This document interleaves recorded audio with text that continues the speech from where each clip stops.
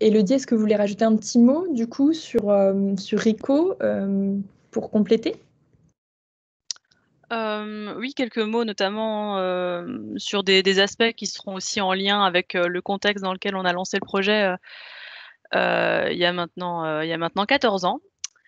Ce qui est important, c'est déjà la surface du site. On est à un terrain de jeu qui est quand même sympa puisque le site est basé à Wettolsheim. Alors, donc c'est à côté de Colmar, mais c'est vraiment à l'entrée de Colmar. Donc, on voit un petit peu là sur la photo le cadre dans lequel on se situe. Donc le site fait 21 hectares. Il a été construit en 87. On a à peu près 600 salariés sur le site. Alors pas en même temps, puisqu'il y a plusieurs cycles de travail selon les activités, mais voilà, donc ça fait une population aussi assez importante et dans le cadre du projet, voilà, on le verra tout à l'heure, mais c'était aussi un intérêt de pouvoir toucher autant de monde. Très bien.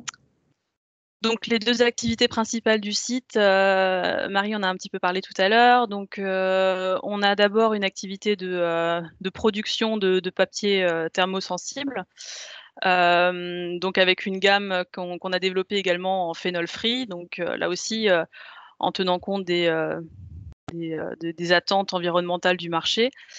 Donc le papier thermique, c'est ce que vous retrouvez sur les applications étiquetage alimentaire. Voilà, la petite étiquette que vous avez sur vos barquettes de viande ou que vous mettez sur vos légumes, c'est du papier thermique.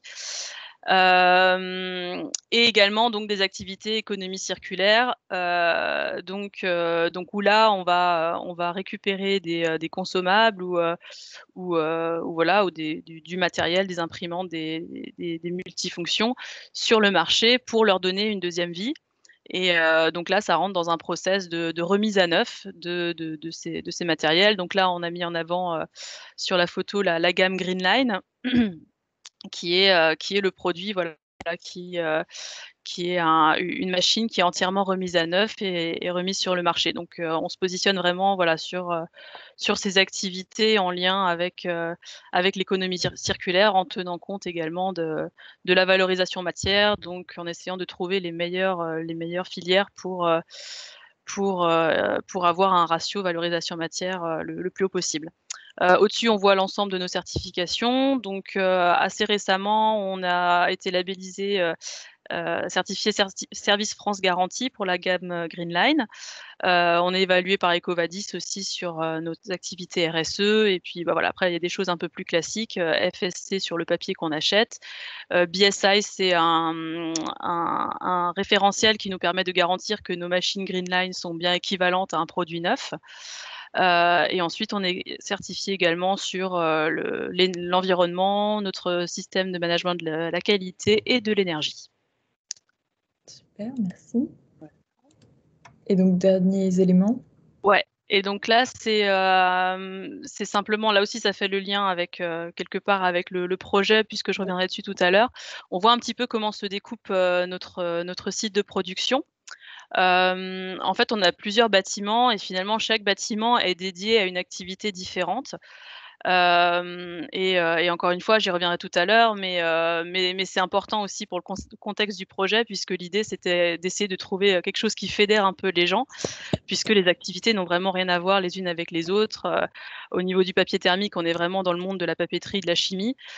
Sur les activités de économie circulaire, de remise à neuf, on est plus dans de la mécanique ou dans voilà, dans de l'assemblage, dans un univers encore différent.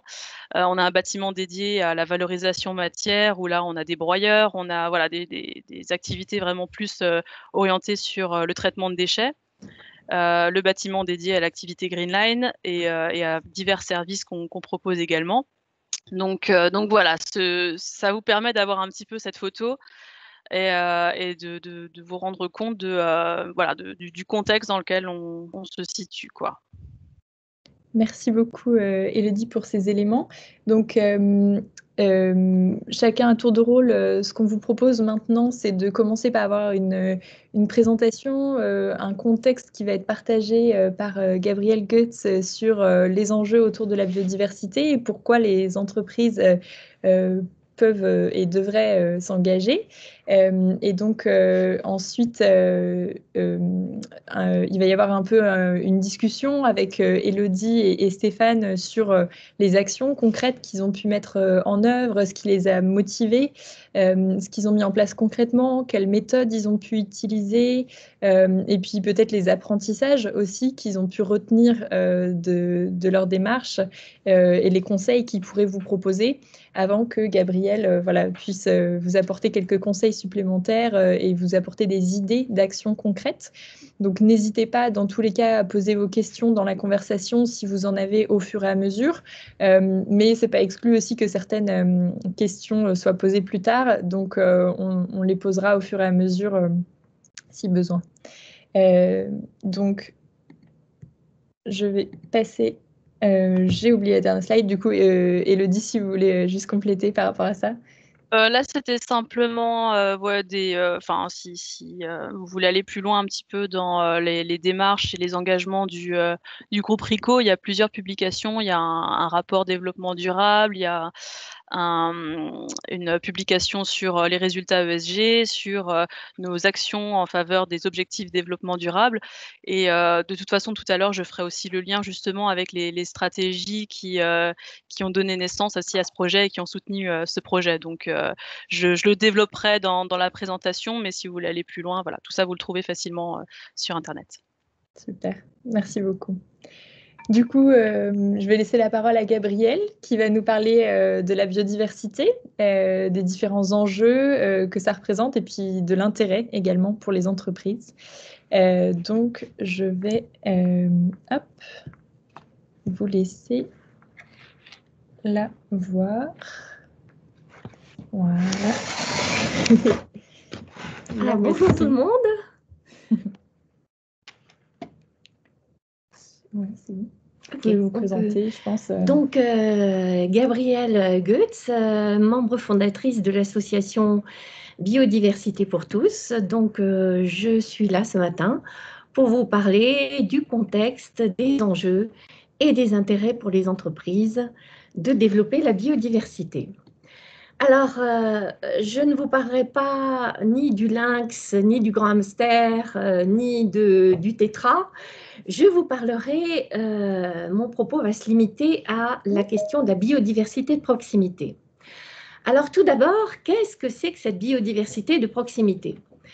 Alors, c'est ce à quoi on est confronté dans notre quotidien. C'est toute cette faune et cette flore qu'on trouve devant nos portes.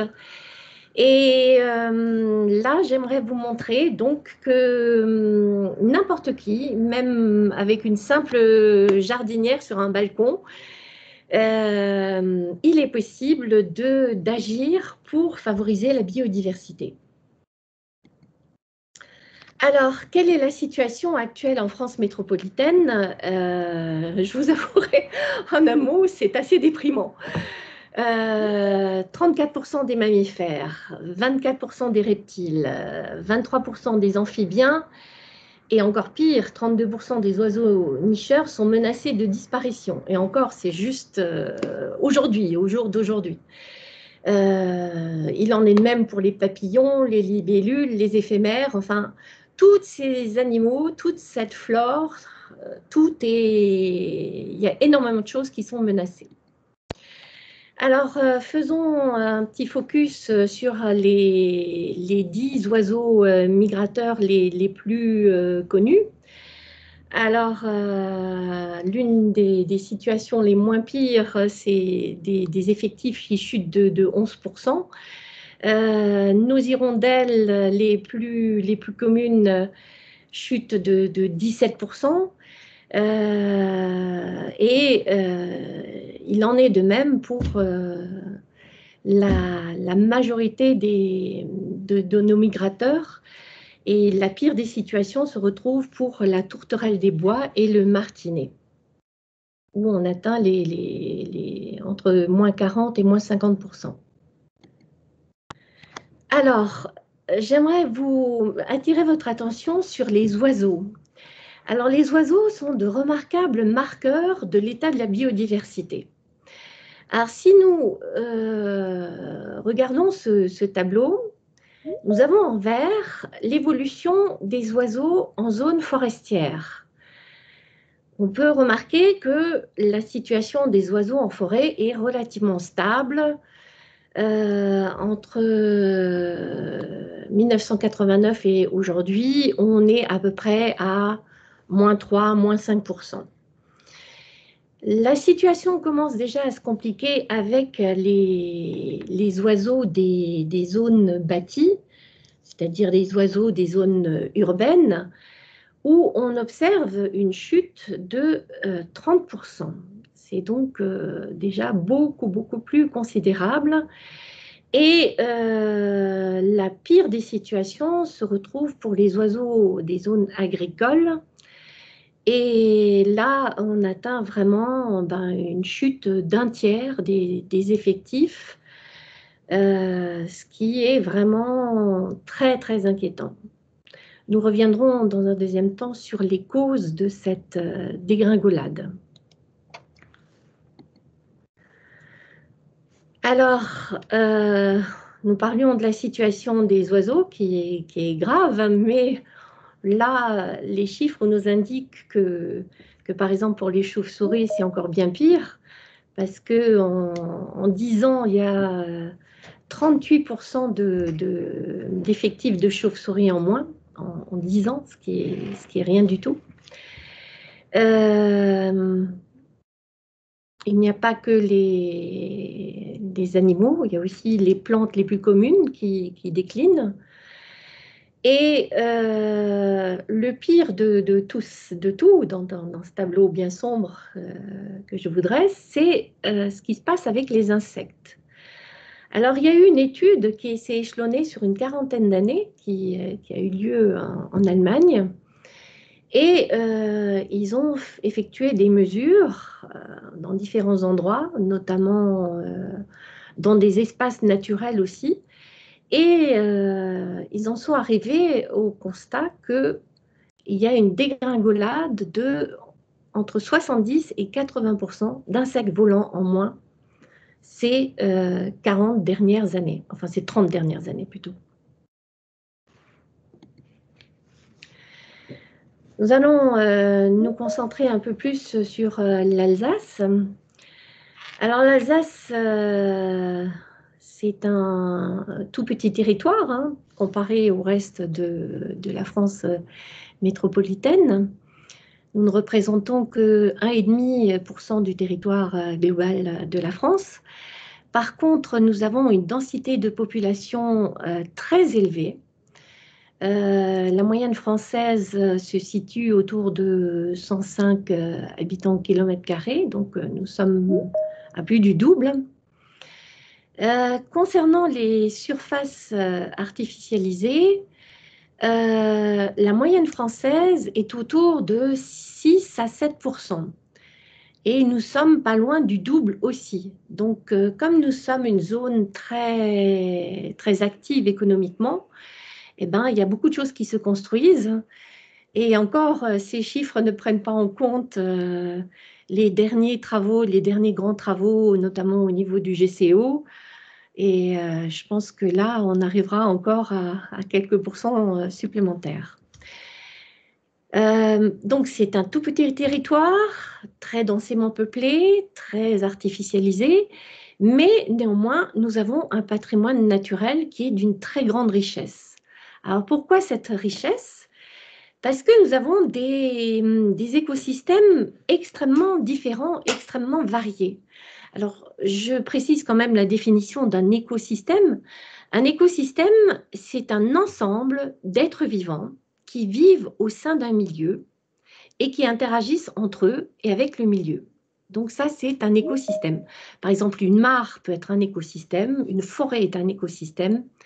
Donc, je pense qu'il fallait que je précise ce terme parce que je l'utiliserai à plusieurs occasions. Donc, il y a des écosystèmes très différents en Alsace. Vous avez les tourbières des Hauts-de-Chaume, vous avez les forêts alluviales des bords du Rhin, Vous avez des pelouses sèches, vous avez les grandes plaines du Ride. Enfin, il y a toute une série d'écosystèmes et chaque fois, il y a une faune et une flore qui sont spécifiques à chaque type d'écosystème. Alors, la biodiversité en Alsace aussi est vraiment sous très forte pression. On constate que 75% des habitats, alors les habitats aussi, je pense qu'il est important que je précise la définition d'un habitat. Un habitat, c'est un milieu géographique qui est propre à la vie d'une espèce. Donc, ce n'est pas juste l'endroit où habite, entre guillemets, l'animal ou la plante, c'est aussi là où il trouve sa nourriture et là où il se reproduit. Donc, 75% des habitats sont sur les listes rouges régionales, ce qui est énorme. Et 35% des espèces dans leur globalité sont également sur liste rouge. Donc, il y a de très, très fortes menaces qui pèsent sur toutes ces espèces. Alors maintenant, nous allons nous pencher un peu plus précisément sur les différentes causes de ce déclin phénoménal de notre biodiversité. Alors la première cause, la plus importante, c'est la destruction et la fragmentation des milieux naturels. Les milieux naturels disparaissent au profit des terres agricoles, au profit des zones commerciales, au profit des nouveaux lotissements, au profit des zones industrielles. Et avec ces destructions, il y a tout un cortège de création d'obstacles. Il y a une homogénéisation et une simplification des paysages. Si vous parcourez l'Alsace de Wissembourg à Mulhouse en plein été, ben vous verrez que une grande partie de notre paysage est occupée tout simplement par des champs de maïs qui contribuent largement à cette simplification de nos paysages. Alors, il faut savoir qu'en France, nous perdons 60 000 hectares en moyenne par an. 65 000 hectares sont artificialisés. Ça représente l'équivalent d'un département tous les 8 ans. La superficie des zones humides qui a disparu en France s'élève à 72%. Il y a donc la grande majorité des zones humides qui existaient en France qui ont été supprimées. Pourquoi? Parce que voilà, les agriculteurs les ont récupérées pour avoir de nouvelles terres agricoles. On les a remblayées pour des nouvelles zones constructibles. Donc, c'est des zones, les zones humides constituent des zones très importantes du point de vue de la biodiversité et du point de vue même des interactions avec le climat. Nous y reviendrons ultérieurement. Donc, que faut-il signaler aussi? Oui, le nombre d'obstacles. Alors, on pense souvent aux obstacles entre les propriétés, entre les entreprises à cause des clôtures, mais il y a aussi des obstacles sur nos cours d'eau qui posent tout un tas de problèmes pour la faune aquatique. Et donc, il y a un obstacle tous les 10 km. La deuxième cause de disparition de la biodiversité, c'est les pollutions en tout genre. C'est la pollution de l'eau, la pollution de l'air et la pollution des sols. Accessoirement, nous reviendrons aussi sur les pollutions lumineuses. Actuellement en France, seuls 44% de nos eaux de surface sont de bonne qualité. Ça veut dire que plus de 60% sont de mauvaise qualité. Ce qui, enfin, non, 55%, pardon. 55% de nos eaux de surface sont de mauvaise qualité. Cela nous a d'ailleurs valu des condamnations de la part de la Commission européenne, car de ce point de vue-là, la France est pas mal en retard.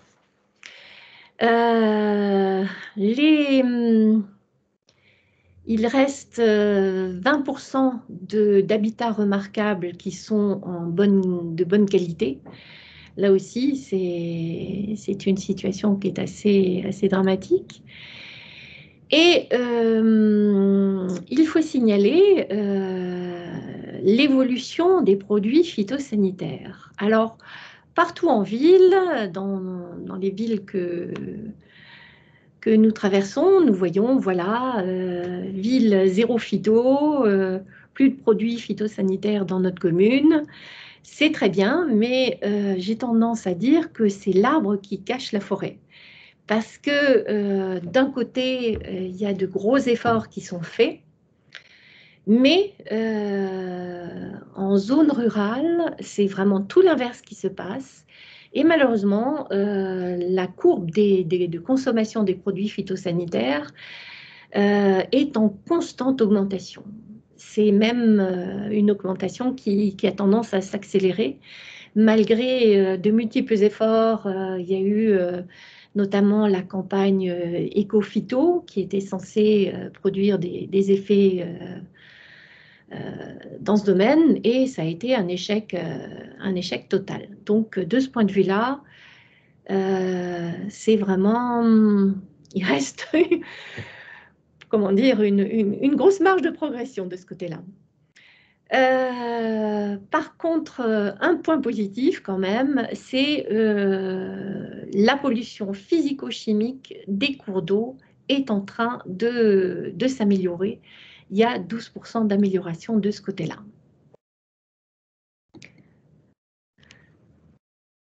La troisième cause de disparition de la biodiversité, c'est les espèces envahissantes. Alors, je pense que tout le monde s'est déjà promené dans la forêt de la Robertso. Vous y verrez en été soit la balsamine de l'Himalaya, qui est une plante qui fait facile 1 mètre à 1,50 m de haut, avec des jolies petites fleurs roses. Alors, ça a un certain charme, mais si vous regardez au niveau du sol, vous verrez qu'il n'y a plus d'herbe, il n'y a plus d'autres, toutes les autres plantes ont disparu. Le gros souci avec les envahissantes, c'est que, en soi, elles ne posent pas de problème particulier, mais elles ont tendance à supprimer toute la flore indigène, toute la flore locale a tendance à disparaître avec les envahissantes. Vous avez certainement aussi observé vers la fin de l'été, les bords de nos autoroutes sont tapissés d'un très bel ourlet de fleurs jaunes. Et ça, c'est le Senson du Cap. Alors, c'est très mignon, hein, ça fleurit joliment nos autoroutes, mais il s'agit également d'une plante envahissante qui supprime tous les autres types de flore qui pousseraient à cet endroit. La surexploitation des ressources, alors je ne m'attarderai pas beaucoup sur cette question parce que ça concerne essentiellement les océans, et donc je passerai assez rapidement là-dessus. Par contre, le dernier facteur qui n'a pas encore à l'état actuel beaucoup d'importance, mais qui va certainement en prendre de plus en plus au fil du temps, c'est le changement climatique. Et certaines instances prédisent que 20 à 30% des espèces au niveau mondial risquent l'extinction si le réchauffement dépasse 1,5 à 2,5 degrés. Donc, là aussi, je ne sais pas si vous êtes arrivé récemment d'aller de vous rendre à l'aéroport de Bâle-Mulhouse. Si vous vous rendez à cet aéroport, vous verrez que sur l'autoroute qui va de Mulhouse à Bâle, la quasi-totalité de la végétation était jaune. En août. En août, la végétation était jaune. C'est comme si on était au début de l'automne.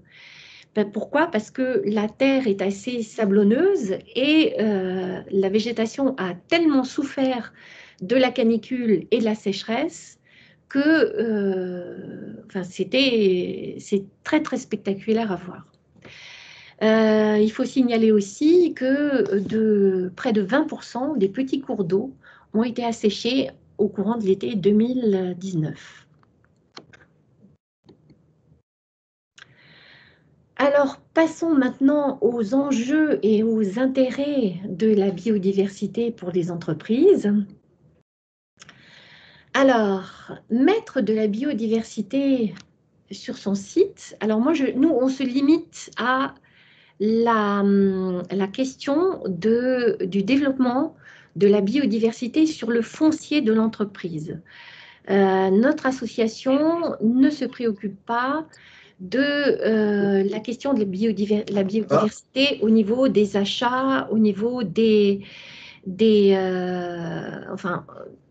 l'impact sur la biodiversité de l'activité de l'entreprise.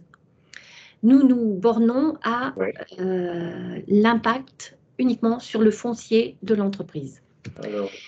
Donc, la biodiversité apporte énormément d'intérêt à l'entreprise qui s'engage à agir en sa faveur. Il y a tout d'abord le bien-être et le confort, il y a l'acte citoyen, il y a la contribution écologique, il y a la démarcation, il y a prévention des risques, il y a la réponse aux exigences réglementaires, il y a les économies. Nous allons voir tout ça un peu plus en détail et nous pencher sur chacun de ces intérêts pour l'entreprise. Alors, le premier intérêt pour une entreprise, c'est une source de bien-être et de confort. Le fait de développer la biodiversité, tout d'abord, ça améliore le cadre de vie et le cadre de travail.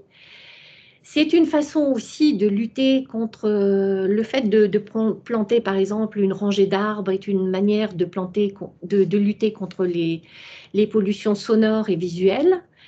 Et si vous avez votre lieu de pause qui est aménagé de façon agréable, avec de l'ombrage, avec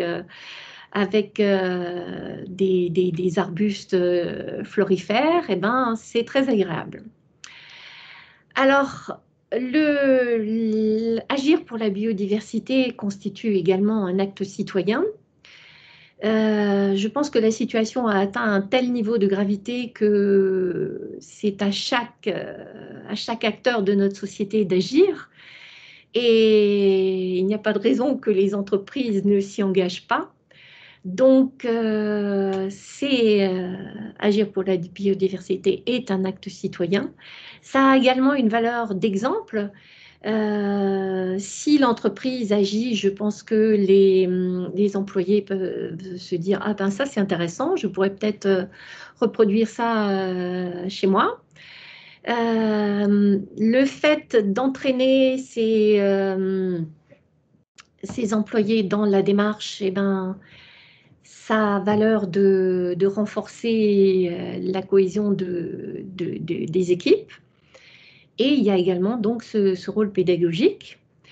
Enfin, c'est une opportunité de démarcation et de valorisation. Une entreprise qui agit pour la biodiversité, ben, elle diffuse une image positive de responsabilité citoyenne. Et ça montre aussi sa capacité d'anticipation et d'innovation.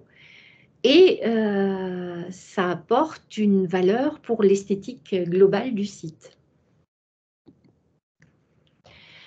Alors, ça apporte également une contribution écologique. En prenant en compte la biodiversité, eh ben, ça permet de préserver et de restaurer des habitats, donc des milieux géographiques propres à certaines espèces spécifiques. Ça permet de réduire les polluants en supprimant les phytosanitaires, ce qui améliore également la qualité des cours d'eau, la qualité des sols et de la nappe si elle est là. Et ce qu'on oublie aussi de dire, c'est que il y a de très nombreux végétaux qui absorbent certains polluants atmosphériques, notamment les conifères. Sont des végétaux qui ont une forte capacité d'absorption de certains polluants atmosphériques. Ensuite, la biodiversité, le développement de la biodiversité permet de lutter contre le changement climatique parce que toute végétation constitue des puits de carbone.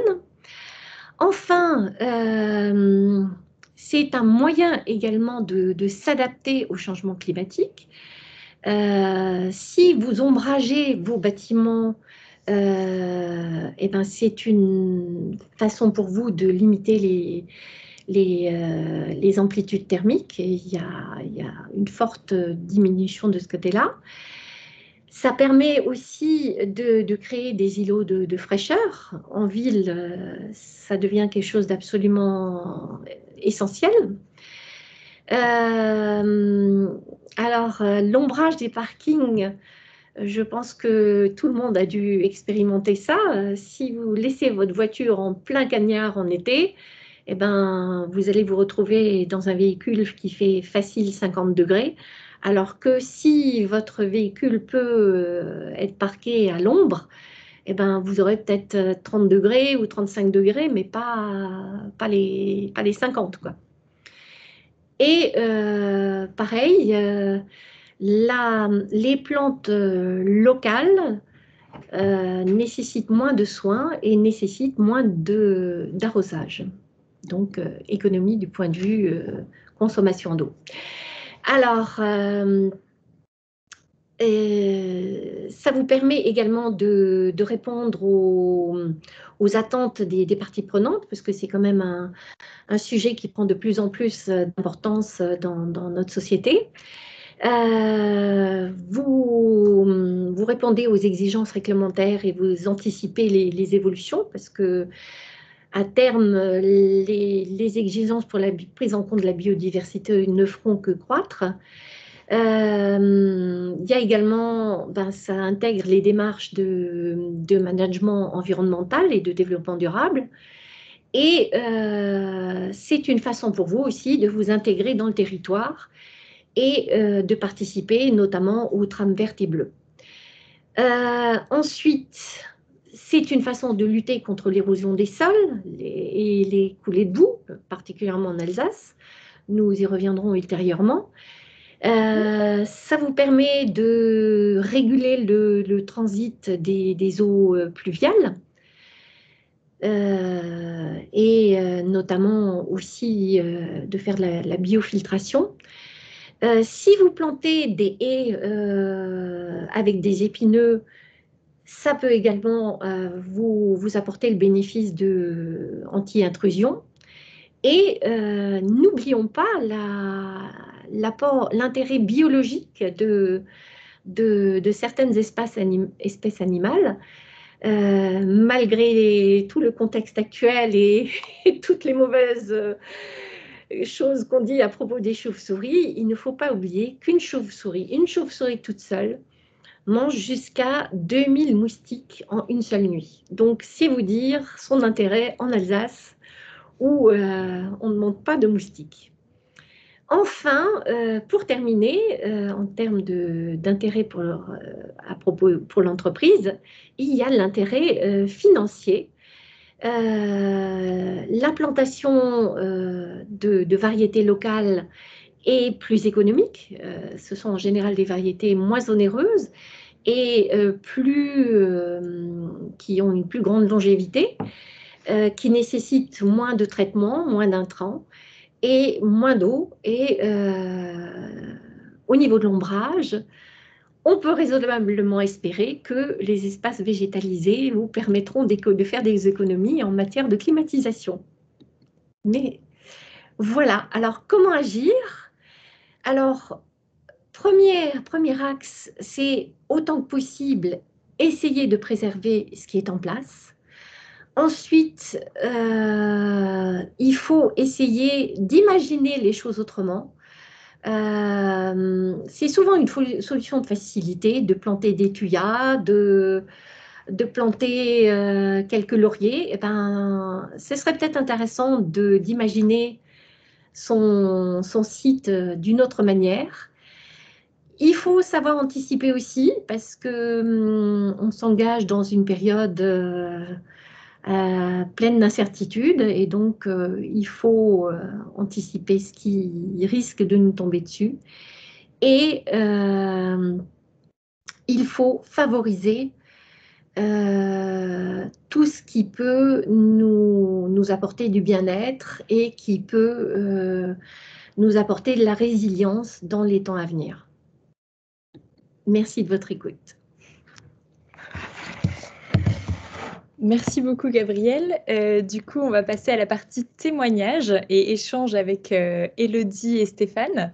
Et que maintenant qu'on a eu un petit peu le contexte, on puisse voir un peu concrètement comment est-ce que vos deux entreprises ont pu mettre en pratique justement des actions en faveur de la biodiversité, maintenant qu'on a bien compris à quel point elle est importante. Donc vos initiatives déjà, est-ce que vous pouvez nous expliquer qu'est-ce qui vous a donné envie de vous investir et pourquoi votre entreprise s'est lancée dans un engagement pour la biodiversité? Stéphane, est-ce que vous voulez commencer? Oui, merci Marie pour la présentation aussi de la société, c'était très complet. Je voudrais simplement rajouter que pour les Ballastière Bacher, donc la société qui se trouve à Échaud, c'est un effectif de 33 personnes, 33 salariés, et Sabière Bacher, un peu plus au sud, Walf-Benfeld, on est à 29 salariés. Hein, donc on est une petite PME alsacienne. Merci également à Gabrielle pour cette présentation et sur l'état des lieux de la biodiversité en Alsace, hein, qui doit nous interpeller.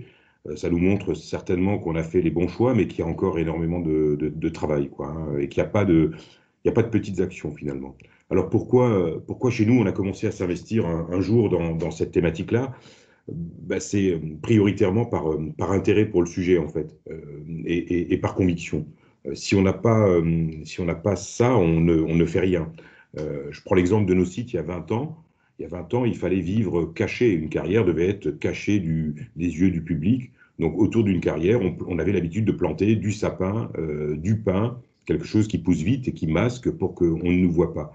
Ce qui est une hérésie de planter ça dans la plaine d'Alsace. Hein. C'est des espèces qui n'ont pas forcément leur place en plaine d'Alsace. Donc, vous voyez qu'il fallait un changement de cap, il fallait une écoute, et ça se fait souvent à la faveur d'une rencontre, en fait. Une rencontre avec une association, avec un riverain, avec un élu. C'est souvent ça, quand j'ai dû me poser un peu cette question, tiens, qu'est-ce qui nous a fait changer finalement, qu'est-ce qui nous a fait avancer sur ces thématiques?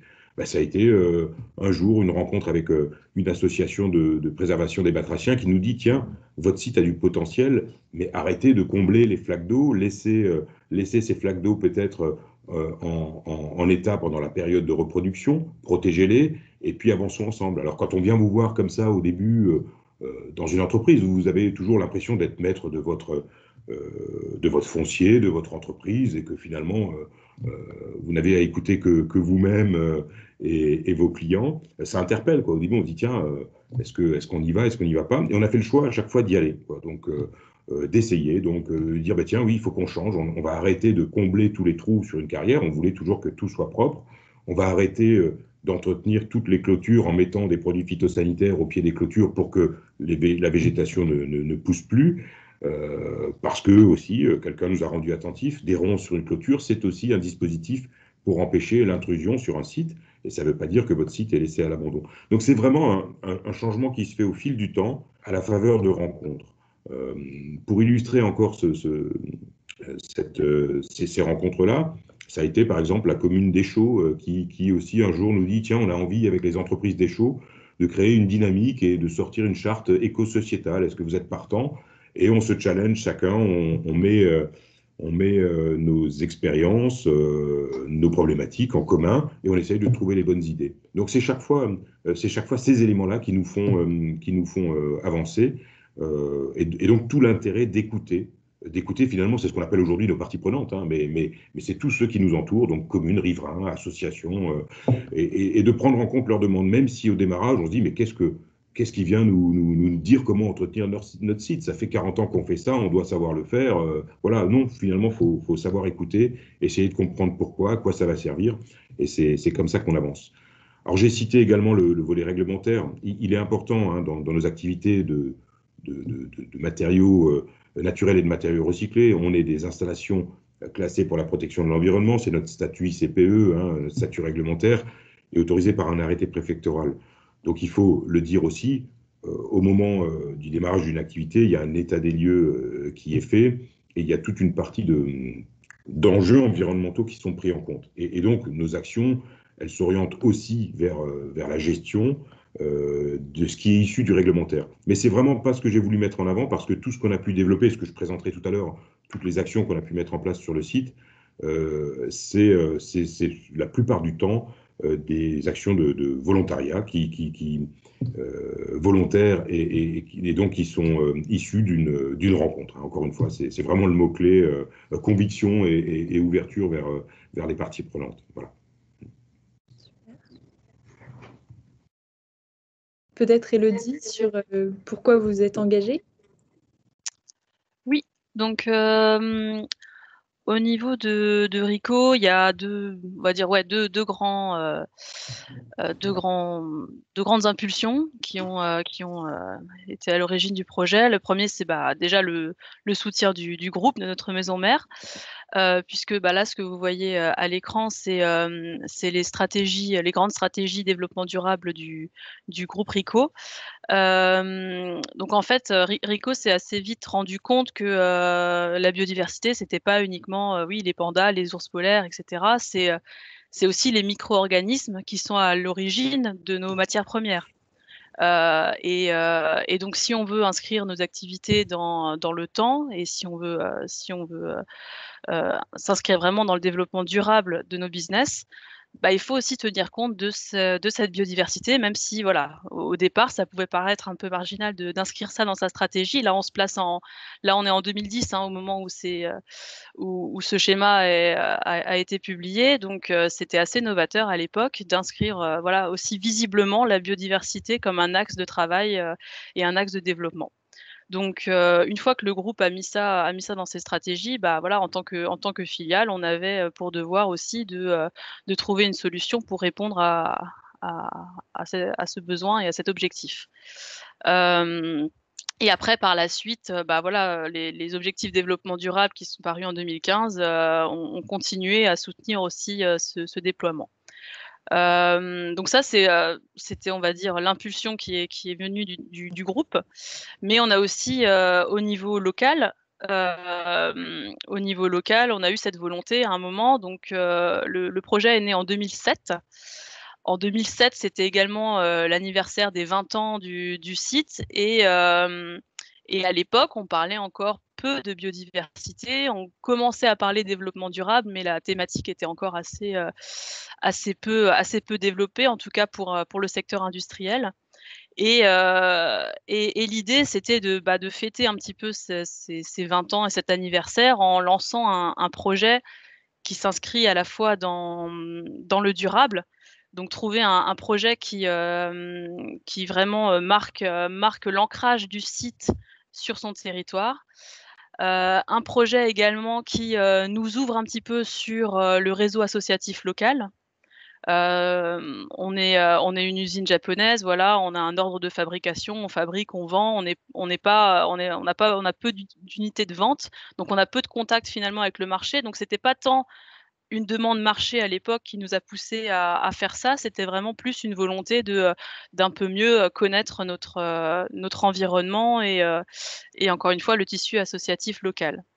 Et surtout, ce qui a poussé la genèse du projet, c'est ce besoin de fédérer. Puisque vous l'avez vu, voilà, il y a 4 bâtiments en fait, on est une usine sur laquelle on pourrait dire qu'il y a 4 usines différentes et ce besoin de fédérer était vraiment important et de trouver un projet qui rassemble un petit peu l'ensemble de la population du site. Et c'est vrai que cette thématique de la biodiversité cochait un petit peu toutes ces cases. Donc, on le verra tout à l'heure, hein, le projet il consiste en la renaturation de nos espaces verts, avec différents écosystèmes qu'on a développés. Et donc l'idée, c'était voilà, de travailler sur plusieurs axes, d'améliorer la qualité de vie, d'augmenter la connaissance, les compétences des salariés sur ce sujet-là. Voilà, Gabriel parlait tout à l'heure d'un acte citoyen, c'était également un petit peu l'esprit.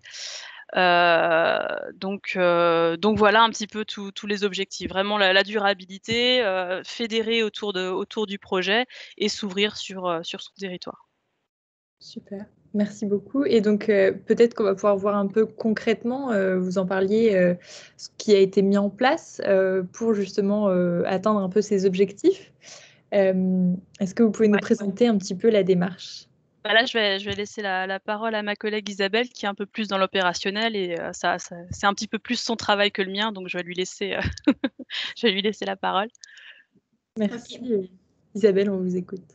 Oui, bonjour, Isabelle Hall. Donc, je suis animatrice environnement sur le site de Rico Industrie France et je vais vous présenter un peu tous les aménagements qui ont été mis en place donc depuis 2007.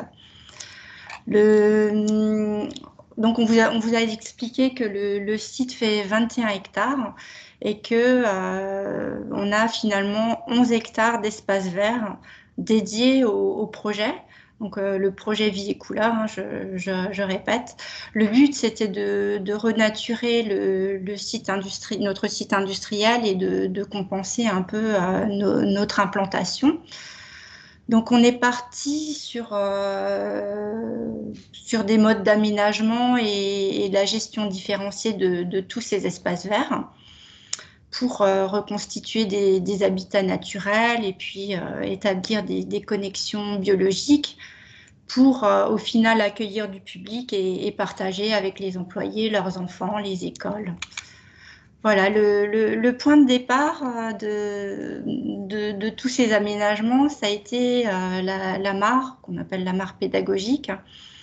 Donc le but, c'était d'abriter des espèces animales et végétales pour qu'elles accomplissent leur cycle de vie.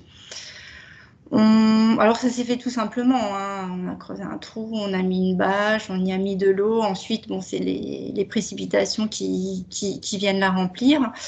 On a tout de même mis des plantes aquatiques qui contribuent à fixer l'azote.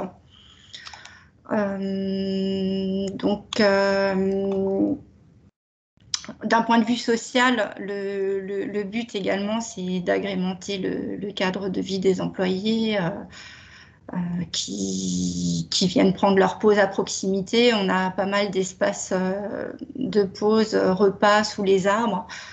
Et finalement, c'est également un remarquable outil de sensibilisation devant lequel on vient se poser quand on a des visites d'école. Voilà. On a pu au fil des années, avec l'Observatoire de la nature, prélever des insectes dans cette mare et retrouver des tritons. Ce qui est déjà un critère de qualité. Voilà. Dans l'aménagement des espaces verts, on a poursuivi avec des bandes fleuries.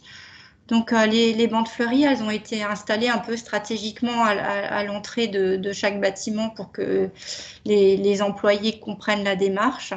Encore une fois, ce sont des abris pour les espèces animales.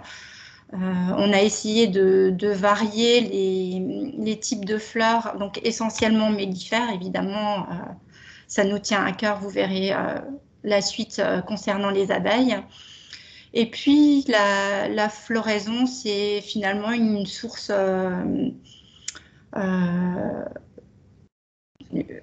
de plaisir pour les employés. Au printemps, ça démarre avec des explosions de couleurs, des odeurs, des bourdonnements. Les variétés ont été sélectionnées également pour que la floraison se poursuive un peu vers l'été et qu'on n'ait pas tout sur un seul mois. Voilà, la suite logique, ça a été l'installation de nichoirs. Donc, évidemment, toutes ces étapes, on est accompagné. Ce n'est pas nous qui sommes spécialistes dans chaque domaine. C'est la Ligue de la protection des oiseaux qui nous a accompagnés, puisque on va dire que les habitats naturels des oiseaux qui viennent se nicher finalement dans les cavités des arbres, sous les toits, et tous ces espaces-là se raréfient. Donc, on a mis en place une dizaine de nichoirs sur notre site, et la LPO nous a aidés pour mettre en place le type de nichoir. Finalement, c'est le trou d'entrée du nichoir qui définit un peu la race qui va venir nicher. Ça faisait suite également à un inventaire des espèces qui a eu lieu sur notre site. Donc, on avait quand même déjà une liste du type d'oiseaux présents sur notre site, et les nichoirs ont été installés en fonction de ça. Voilà. Ça a fait l'objet également d'une animation avec les employés et leurs enfants, parce que le but évidemment de notre projet, comme l'a expliqué Elodie, c'est il y a un rôle pédagogique, et la satisfaction ultime, finalement, c'est quand les employés nous envoient des photos de ce qu'ils ont reproduit à l'identique chez eux. Voilà. Dans la gestion différenciée des espaces verts, on a étudié toutes les zones qui pouvaient être dédiées aux prairies de fauche. Là, on peut parler également d'aspects économiques. On en parle peu, mais ça a son intérêt quand même, puisque ce sont des espaces qui finalement ne sont plus tondus mécaniquement par notre entreprise d'espaces verts. On laisse finalement ces prairies en friche pour qu'elles soient colonisées de façon spontanée par la faune, par la flore surtout, mais aussi pour que la faune puisse se développer. Et pour qu'elle puisse se développer, on est parti sur une option de fauche tardive, c'est-à-dire qu'on laisse les petites bêtes se reproduire, et puis la fauche a lieu beaucoup plus tardivement dans l'été, d'une pour que ça puisse bien sécher et devenir du fourrage, puisque on travaille là en partenariat avec un jeune agriculteur qui a pris le relais maintenant, sur Fréland, et qui récolte ensuite ce foin qui sert de fourrage pour ses vaches laitières. Voilà, donc chez nous, c'est quand même 4,5 hectares d'espace dédié à la prairie.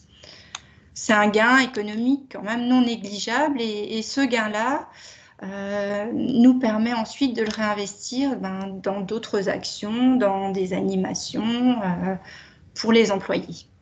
Voilà. Autre symbolique, donc un peu plus tard, vers 2011, ça a été un peu le point d'orgue de ce projet, ça a été la mise en place des ruches. Donc, il y a 4 ruches qui sont implantées sur notre site. C'est tout simplement un employé apiculteur qui s'en occupe maintenant depuis 10 ans sur son temps libre et de façon tout à fait bénévole. Donc, vraiment, on a beaucoup de chance. C'est une symbolique évidemment très forte pour favoriser la biodiversité, parce qu'on l'a retrouvé pas mal dans les mots-clés qui devaient définir la biodiversité. Et finalement, tout ce qu'on a fait jusque-là, donc les prairies fleuries, les prairies de fauche, tout ça participe à ce que les abeilles trouvent du pollen et permettent la pollinisation des espèces. La mortalité étant de plus en plus importante chez les abeilles, ça nous paraissait important d'installer ces ruches pour participer à leur sauvegarde. Voilà, donc on récolte du miel, évidemment, à la fin de la saison. Ce miel-là, il n'est pas du tout question de le vendre. Ça devient vraiment le symbole de la renaturation du site. On le conserve pour le distribuer ensuite à tous ceux qui s'intéressent au projet de biodiversité, c'est-à-dire les visiteurs, les employés. Quand on fait une animation sur le site, les gens qui participent repartent avec un petit pot de miel de Rico Industrie France, et en général, ils sont très fiers, et c'est la première chose dont on parle chez Rico, ce sont les ruches. On verra ensuite, on parle beaucoup de nos moutons. Voilà. Autre aménagement, ça a été le verger. Donc là encore, on ne s'est pas improvisé là-dessus de façon très spontanée. On a été accompagné par l'association des croqueurs de pommes, donc en local à Ribeauvillé. Et on a planté des espèces anciennes et des espèces locales. Donc, comme l'a expliqué Gabriel, forcément, ce sont des espèces qui vont mieux s'implanter, qui auront besoin de moins d'eau, et ça permet de perpétuer ce patrimoine génétique. On a des espèces qui s'appellent Frankenapfel, les Glockenapfel, les Christkindl, quelques poiriers, et on a également des cerisiers. Donc tout ça permet aux employés de venir faire la cueillette quand c'est la saison, de venir s'abriter à l'ombre des arbres. Et donc l'association des croqueurs de pommes est également intervenue pour nous proposer un atelier de taille des arbres fruitiers, puisque voilà, c'est pas donné à tout le monde non plus, et les employés sont venus questionner, participer, couper, pour pouvoir le faire eux-mêmes chez eux. Sinon, voilà, depuis quelques années, ça doit faire 5 ans maintenant, on s'est associé avec le CFA de Rouffach. Donc ce sont des apprentis paysagistes, et c'est un peu leur terrain d'apprentissage.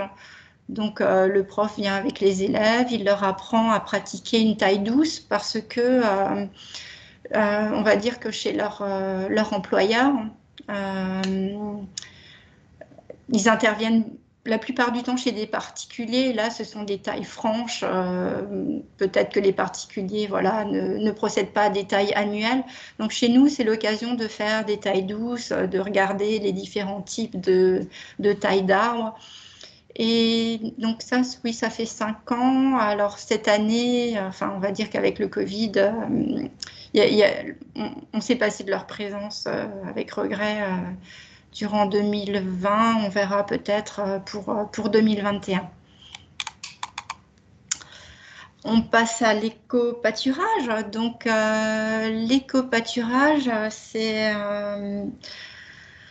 c'est quelque chose qui paraissait un peu farfelu il y a encore 15 ans. Quand on nous en avait parlé, on était fortement pour, mais en tout cas, on va dire que l'aspect sécurité et sanitaire ne nous a pas permis de le faire, puisqu'il faut forcément installer des clôtures pour que le troupeau ne s'en aille pas et provoque des accidents. Et il y a 15 ans, personne ne proposait encore ce genre de prestations. Donc, c'est en 2007 qu'on a lancé cette activité d'éco-pâturage, donc de tonte alternative, on va dire, qui nous permet finalement de profiter du capital sympathie de l'accueil des moutons le matin. Voilà, quand on vient se garer sur le parking, les moutons nous accueillent, ils ne sont pas farouches, on a le bruit des cloches qui nous donne un peu une ambiance bucolique. Ça nous permet de nous passer de l'odeur de fioul, du bruit des tondeuses. Gabriel en a parlé également, on limite, en termes de risque, on limite le risque d'accident, puisque les moutons chez nous sont vraiment placés en périphérie de bordure, enfin sont placés en bordure sur des zones escarpées. Donc voilà, le risque avec les tondeuses, c'était des chutes, c'était des choses de ce type-là. Et évidemment, il y a tout l'attrait des salariés pour les moutons à partir de mars. Voilà, il ne se passe pas une journée sans que quelqu'un... quand les gens me croisent, on me demande quand est-ce qu'arrivent les moutons. En général, ils arrivent donc fin avril et s'en suivent les naissances. Donc, on a des petits agneaux qui arrivent en triplé, et là ça attire énormément de monde à cette période-là. Voilà. Nouvel aménagement qui a été mis en place, ce sont les haies. Donc les haies ont vraiment un intérêt écologique. Les haies permettent aux oiseaux de se reproduire dans les massifs. Elles participent à la beauté du paysage, elles adoucissent les températures. Au niveau du sol, donc le système racinaire permet de lutter contre l'érosion des sols. Et elles abritent tout un tas d'espèces, on va dire, comme les insectes qui participent encore une fois à la pollinisation. Avec les jeunes du CFA de Rouffach, on avait discuté du projet de planter des haies fruitières parce que on aime bien donner aussi du plaisir aux employés, donc la cueillette, pour les attirer aussi sur ce parcours en dehors des zones de pause. On aime bien les attirer derrière pour qu'ils voient tout ce qui a été aménagé. Donc pour les attirer, on attire les abeilles avec le miel. Et c'était l'occasion pour les élèves du CFA de mener un projet de A à Z, c'est-à-dire que ils sont venus sur le site, ils ont décidé avec nous de l'emplacement géographique, du type de culture qui allait être plantée, de fournir un devis. Enfin, c'était comme si ils se retrouvaient à la tête de leur petite entreprise paysagiste et de donner un projet à un particulier. Voilà, donc ça a été mis en place en 2017-2018. Et j'ai rien oublié. L'hôtel à insectes, peut-être. Donc l'hôtel à insectes, c'était l'occasion de proposer encore une fois une animation au personnel. Là aussi, on a été accompagné par l'Observatoire de la nature. Donc ce sont des animateurs professionnels qui arrivent à capter l'attention des enfants, des employés. Et donc le but de l'hôtel à insectes, vous les voyez fleurir un peu partout à présent. On en a construit un relativement grand pour l'implanter sur notre site, pour offrir l'abri aux insectes et leur permettre de se loger, de se reproduire, d'attirer encore les espèces qui pollinisent. Donc les abeilles sauvages, les bourdons, les coccinelles, les libellules.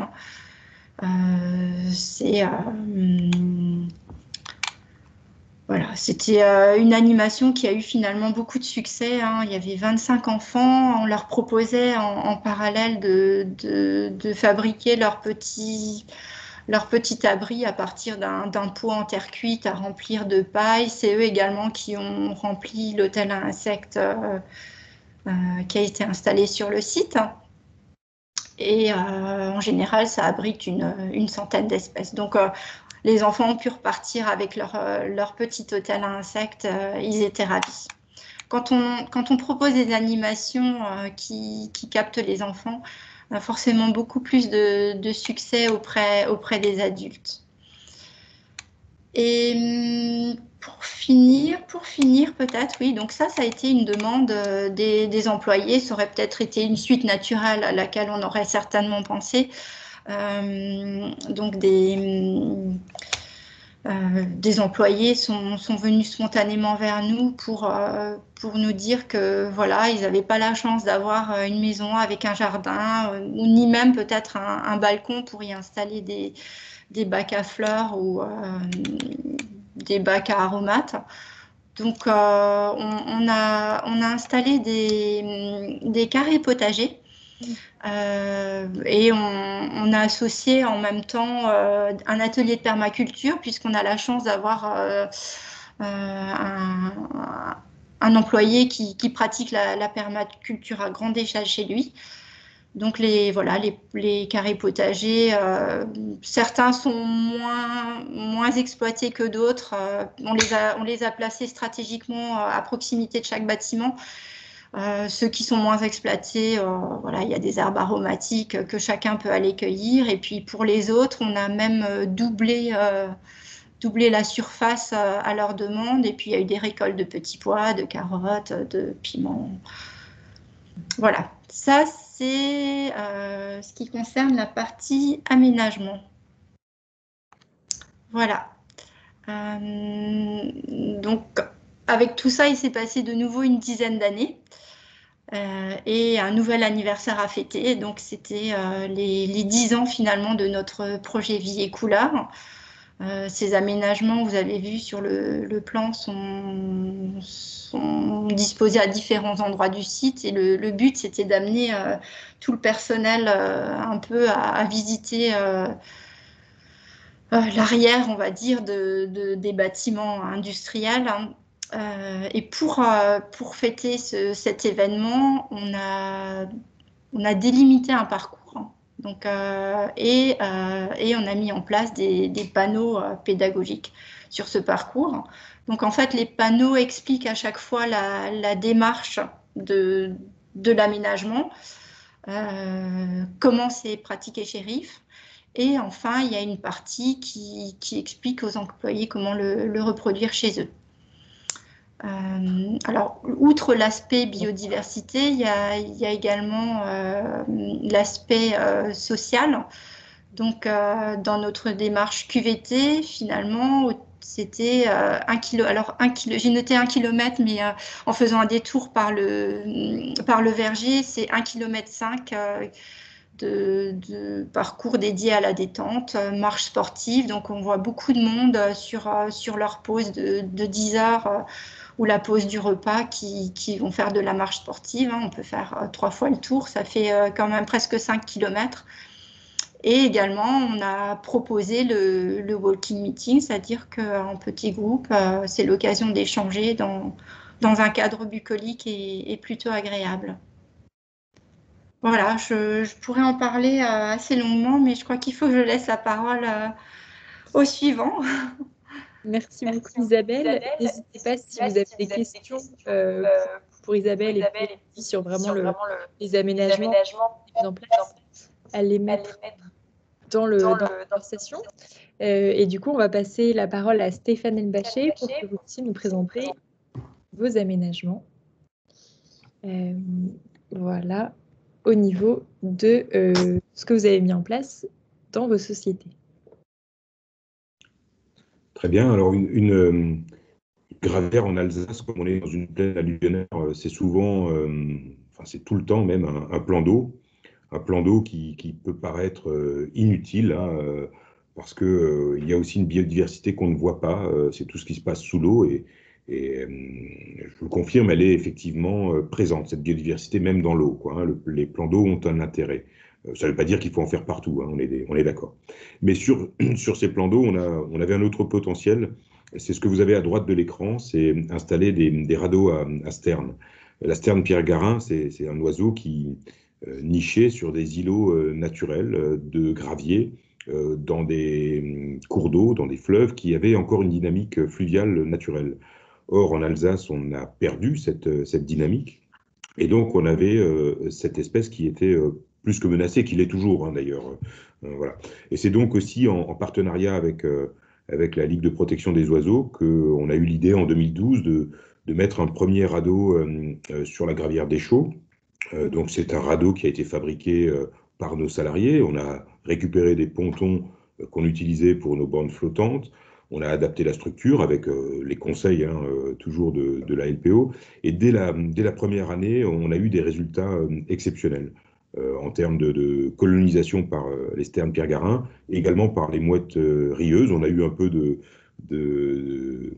comment on appelle ça, les radeaux ont été squattés par les mouettes, mais finalement ça allait bien à la LPO également, puisque les deux espèces sont à protéger au même titre, hein, pour eux.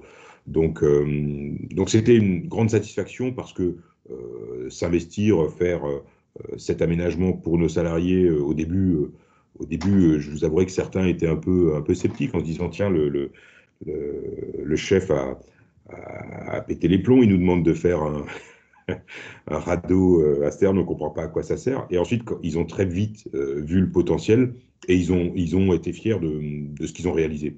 À tel point qu'ils nous ont challengé pour en mettre un deuxième. Ça marche tellement bien à Échaud. On a une des colonies les plus importantes du Bas-Rhin, qu'en 2016, on a mis un deuxième dispositif qui est à côté. On voit sur la photo, il est pas très loin du premier.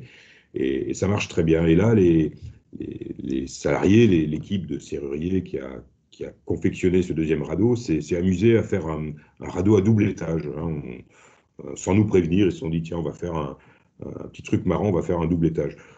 Quand on a mis ça à l'eau avec la LPO, notre interlocuteur était très sceptique en disant ça ne marchera jamais, l'étage inférieur ne marchera jamais. Et puis au bout d'un an, on a eu les premières nidifications sur l'étage inférieur. Donc finalement, la densification de l'habitat, ça marche aussi pour le sterne Pierre-Garin. Alors je pense qu'on s'arrêtera là, hein, on ne va pas faire des HLM, mais c'était quand même intéressant dans l'approche. Donc voilà, ça fonctionne, et c'est plutôt c'est du travail, mais c'est quand même assez facile à faire, donc autant le faire sur nos sites.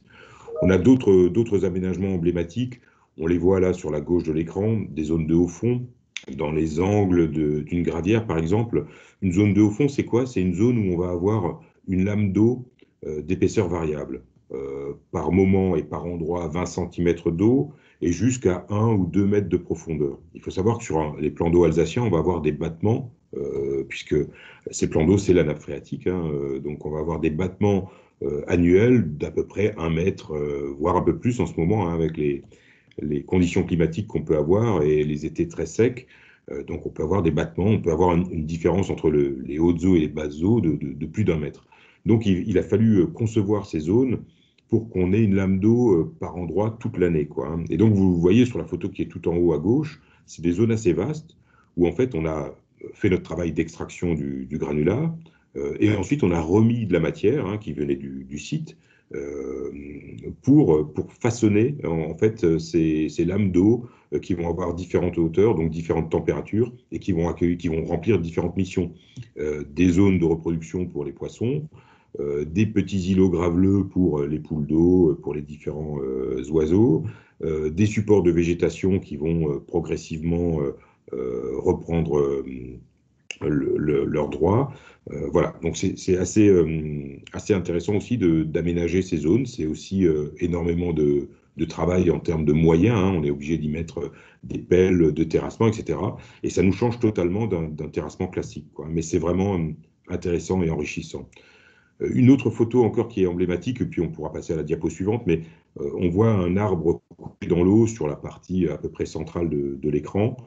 Là aussi, on a on avait tendance, il arrive qu'un arbre qui soit sur la berge tombe à l'eau, poussé par le vent ou pour un problème de racines. On avait tendance, quand un arbre tombait à l'eau comme ça, à tout de suite couper, nettoyer, etc. et enlever cet arbre. Là aussi, en travaillant, en écoutant finalement les associations qui nous accompagnent, ils nous ont expliqué qu'un arbre comme ça, il faut le laisser. Ça va être un nouveau support pour la biodiversité. Par exemple, sur cet arbre qui est tombé à l'eau, on a très vite la grébupée qui est venue nidifier sur une partie des branches. Et en dessous, la partie sous l'eau, on va avoir aussi toute la faune piscicole qui va pouvoir se fixer à cet endroit-là, quoi. Donc voilà, tous ces aménagements qui pouvaient nous paraître à un moment donné, un arbre tombé à l'eau, encore une fois, fallait l'enlever. Aujourd'hui, on a plutôt tendance de temps en temps à couper un arbre et à le mettre à l'eau pour recréer des supports de biodiversité. Sur l'ensemble des sites, on a également posé des nichoirs. On a souvent fait ça avec le conseil municipal des enfants, des communes où on se trouve. C'est un moyen aussi finalement de cibler les tout petits qui sont notre avenir à tous. Voilà, si on leur fait passer les bons messages, de ne pas gaspiller, de ne pas jeter ses papiers sur la chaussée, de protéger l'environnement, je pense que ça sera demain les plus grands défenseurs de ces principes. On peut passer à la diapo suivante. Voilà, d'autres aménagements. On voit sur la partie centrale de l'écran des prairies sèches à abeilles sauvages. On avait fait un inventaire, on était étonnés, on avait plus de 40 espèces d'abeilles sauvages sur le site. Ça nous a vraiment surpris. Et donc sur ces photos, vous voyez en fait les linéaires d'herbes de prairies sèches. C'était avant la partie limitrophe du site avec des plantations de sapins, les fameux sapins dont je vous parlais, qui étaient là pour cacher le site. Et en fait, on a pris la décision d'ouvrir carrément le milieu, donc de supprimer ces sapins qui étaient pas tellement à leur place dans cette plaine d'Alsace, et de laisser ces prairies où on y pratique finalement une fauche tardive, un peu comme chez Rico. Donc c'est une fauche annuelle, ou en fonction des conditions climatiques, 2 fauches par an, mais toujours en tardif, donc plutôt juin et ensuite octobre. On va s'adapter vraiment aux conditions climatiques et de l'année. Enlèvement du produit de la fauche, et puis on voit que ça fonctionne très bien, quoi, hein. C'est pas visuellement, c'est pas forcément des zones exceptionnelles, hein. On va pas ça ressemble à une espèce de friche, mais on y trouve une biodiversité, par contre, elle, exceptionnelle, quoi. On a mis en place également, avec un apiculteur local, des ruches. Voilà, c'est l'occasion chaque année pour nos salariés de participer donc ils participent avec l'apiculteur pendant le temps de travail, à la récolte de miel. Là aussi, les pots, on les vend pas, mais c'est les salariés qui repartent avec, quoi. Voilà. On a d'autres aménagements très simples, hein. Ça va être un tas de bois mort. Vous le voyez sur la droite de l'écran. On a une petite gravière à Herbsheim en forêt, où on a une espèce emblématique, hein, la lucane cerf-volant. C'est ce grand insecte. Le mâle est très grand, avec ses grandes pinces, là, c'est assez impressionnant. Et son habitat, ça va être des tas de bois morts. Donc c'est ce qui peut paraître comme finalement pour quelqu'un qui vient sur un site, il va se dire c'est quoi ce vieux tas de bois qui pourrit? Ben non, c'est un habitat, donc c'est à préserver. Voilà. Sur la partie gauche de l'écran, on voit des mares à batraciens. Là aussi, alors c'est un peu plus facile chez nous, hein. Forcément, on est sur un milieu pionnier, la carrière. On va remettre la matière minérale en surface. On va avoir, je le disais, des dépressions, des mares. On avait tendance à combler tout ça pour que tout soit au carré. Aujourd'hui, on a totalement changé de stratégie et on crée des dispositifs, on crée des mares chaque année avec les conseils, hein, de spécialistes. Il faut savoir que ça a été aussi un sacré boulot pour nous, un conducteur de pelle dans une carrière ou dans les travaux publics. Quand il va travailler, il va faire des choses carrées, rectangulaires, très figées. Vous voyez, il faut que ça soit propre, au carré, avec des angles droits. Donc faire une mare à batracien avec des pentes douces, des différences de niveau, ça a été tout un travail de formation de nos équipes, de nos conducteurs de machines. Et on a fait ça notamment avec le Conservatoire des sites alsaciens, en partenariat avec eux, ou sur des chantiers pilotes chez eux, on a pu former nos conducteurs de pelle. Donc voilà, c'est vraiment, là ça a été un échange gagnant-gagnant, où nos gars sont repartis très fiers de ce qu'ils ont pu apprendre, et ils ont pris un plaisir énorme à le reproduire aussi sur les sites. Et les idées, souvent, elles viennent d'eux maintenant, où ils disent, tiens, là, on a un endroit où on pourrait potentiellement mettre une mare à batraciens. Il faut savoir que tous ces dispositifs sont suivis par des associations compétentes, et on a la fierté de voir que nos populations de batraciens augmentent chaque année, donc sonneurs à ventre jaune, crapauds verts, voilà. Donc ça se porte assez bien malgré les aléas climatiques également des dernières années, et ça évolue régulièrement. Donc voilà rapidement un petit peu ce qu'on a pu mettre en place sur nos sites. Merci beaucoup. Je vous propose de prendre encore une dizaine de minutes en fait, pour à la fois nous partager un petit peu votre démarche les uns et les autres, et puis peut-être vos apprentissages avant qu'on puisse un petit peu reprendre un petit temps avec Gabrielle pour qu'elle puisse voilà, nous partager quelques idées supplémentaires d'actions à mener et essayer de finir à peu près dans les temps qu'on avait estimés. Donc Stéphane, est-ce que vous voulez nous expliquer un petit peu quelle est la méthode que vous avez mise en place? Vous avez déjà abordé la question de partenariat avec certaines associations. Voilà, comment vous avez développé ces actions?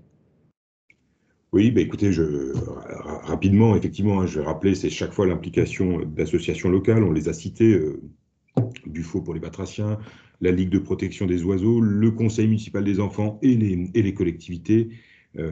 Voilà, c'est chaque fois des actions qu'on a pu mener ensemble, impliquer le personnel de l'entreprise, hein, vous les voyez, ils trônent fièrement sur le radeau à sterne.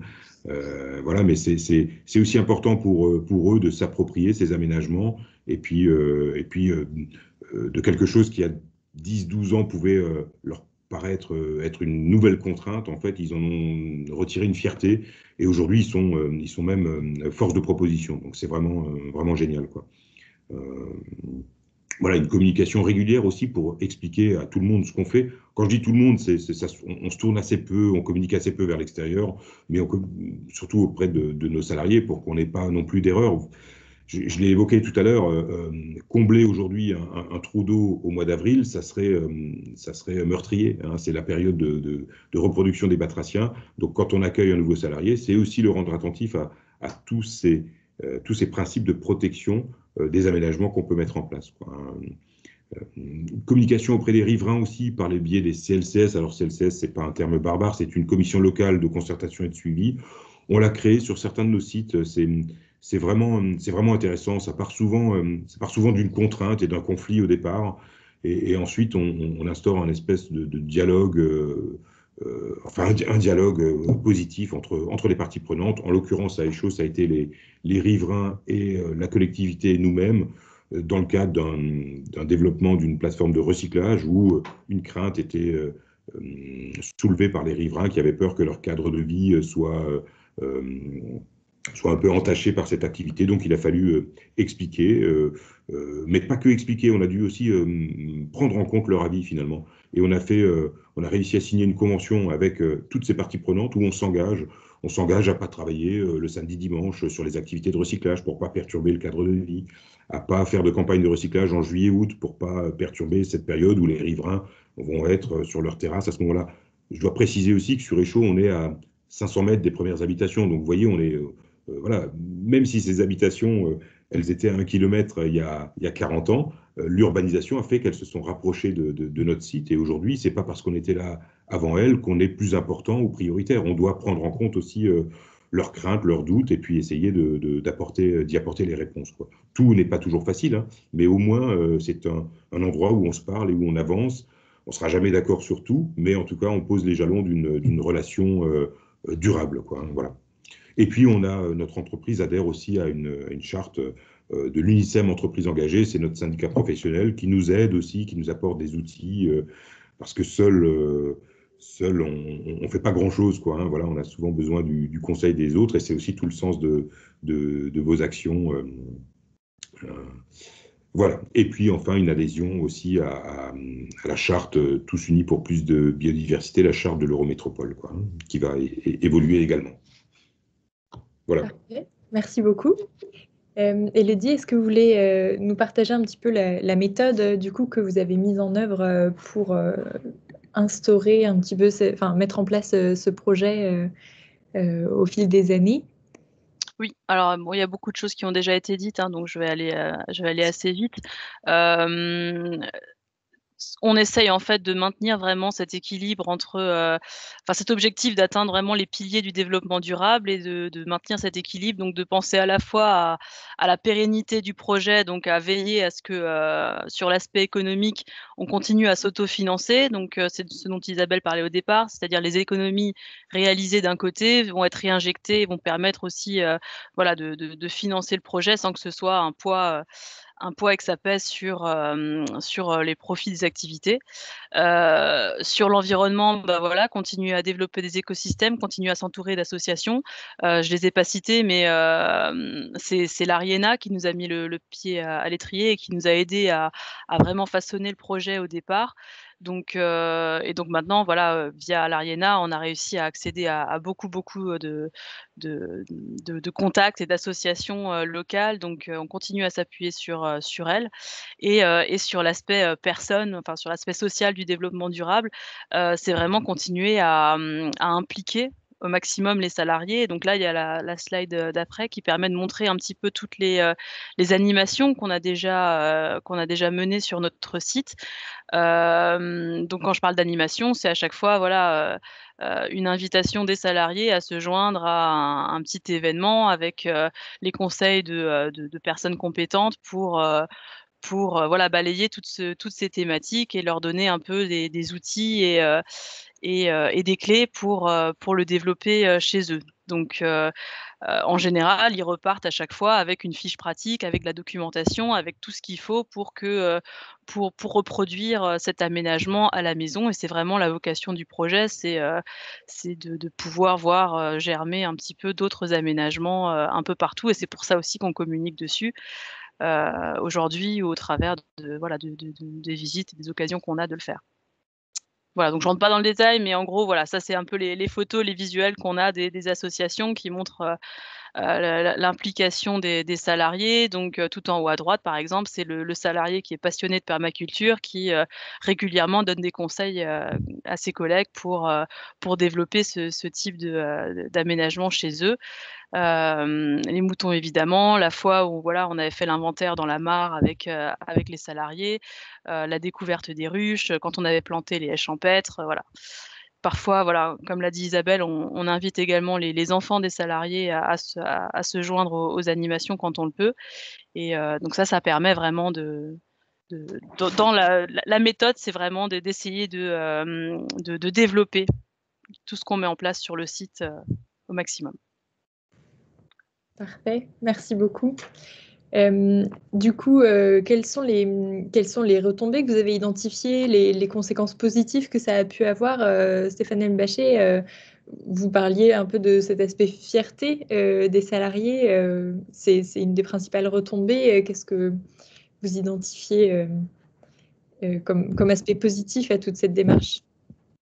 Oui, c'est essentiellement ça, hein. C'est une fierté des salariés d'appartenir à une entreprise qui prend en compte, et puis d'en être eux-mêmes les acteurs, quoi, hein, qui prend en compte cette biodiversité. Après, il faut le rappeler également, on est sur des métiers qui interviennent dans l'aménagement du territoire, donc on a aussi un impact sur les paysages, sur notre environnement proche, donc voilà, c'est important de ne pas le nier. Et puis, une meilleure acceptation, quand on ouvre les portes, quand on communique, une meilleure acceptation de nos métiers par les riverains. Voilà, je sais que suite à ces nombreuses réunions avec les riverains, on a eu des réactions qui étaient au démarrage très négatives et qui ensuite, on a eu des gens qui sont venus nous voir en disant finalement, je ne savais pas ce que vous faisiez réellement, je ne connaissais pas votre métier. Et donc les a priori étaient nombreux et c'est normal, voilà. On a fait le choix non plus de ne pas communiquer à outrance, donc on prend le risque aussi que nos activités soient méconnues et peut-être d'avoir certains a priori, quoi, voilà. Donc ça, c'est plutôt les retombées positives. Il n'y en a que des positives d'ailleurs. Et donc, pour la suite, vous envisagez de poursuivre sur cette lancée Poursuivre, constamment se remettre en question, constamment remettre en question notre façon de travailler, ouvrir la porte toujours, être attentif aux suggestions des uns et des autres. Et c'est comme ça qu'on avance depuis depuis des années. C'est comme ça qu'il faut qu'on continue d'avancer, quoi. Très bien, merci beaucoup. Élodie, du coup, est-ce que vous voulez nous parler un petit peu des retombées qu'il y a pu y avoir suite à cette démarche? Oui, donc avant tout, voilà, on a eu, au départ, comme je l'ai dit, on le faisait vraiment plus pour un but, interne, purement interne, et petit à petit, en voyant le projet se développer et en voyant que ça fonctionne, on a commencé à le communiquer et on s'est rendu compte que, oui, ça a éveillé aussi l'intérêt chez nos clients et au travers des réseaux dans lesquels on peut participer.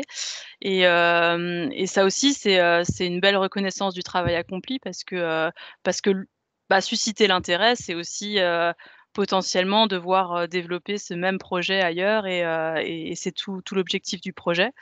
Reconnaissance aussi des salariés quand on voit que, quand on a des nouvelles et qu'on voit des hôtels à insectes fleurir chez eux ou quand, voilà, ils nous informent qu'ils ont installé de la permaculture dans leur jardin ou voilà, tout ça, c'est encore une fois des sources de reconnaissance et qui nous confortent un peu dans nos orientations et voilà, on a aussi l'occasion de le communiquer au travers de divers médias et à chaque fois, c'est pour nous juste une occasion de donner, des astuces et de montrer ce qui marche, de montrer ce qui marche pas aussi des fois, mais de soutenir et d'encourager le développement de ces mêmes projets, ailleurs.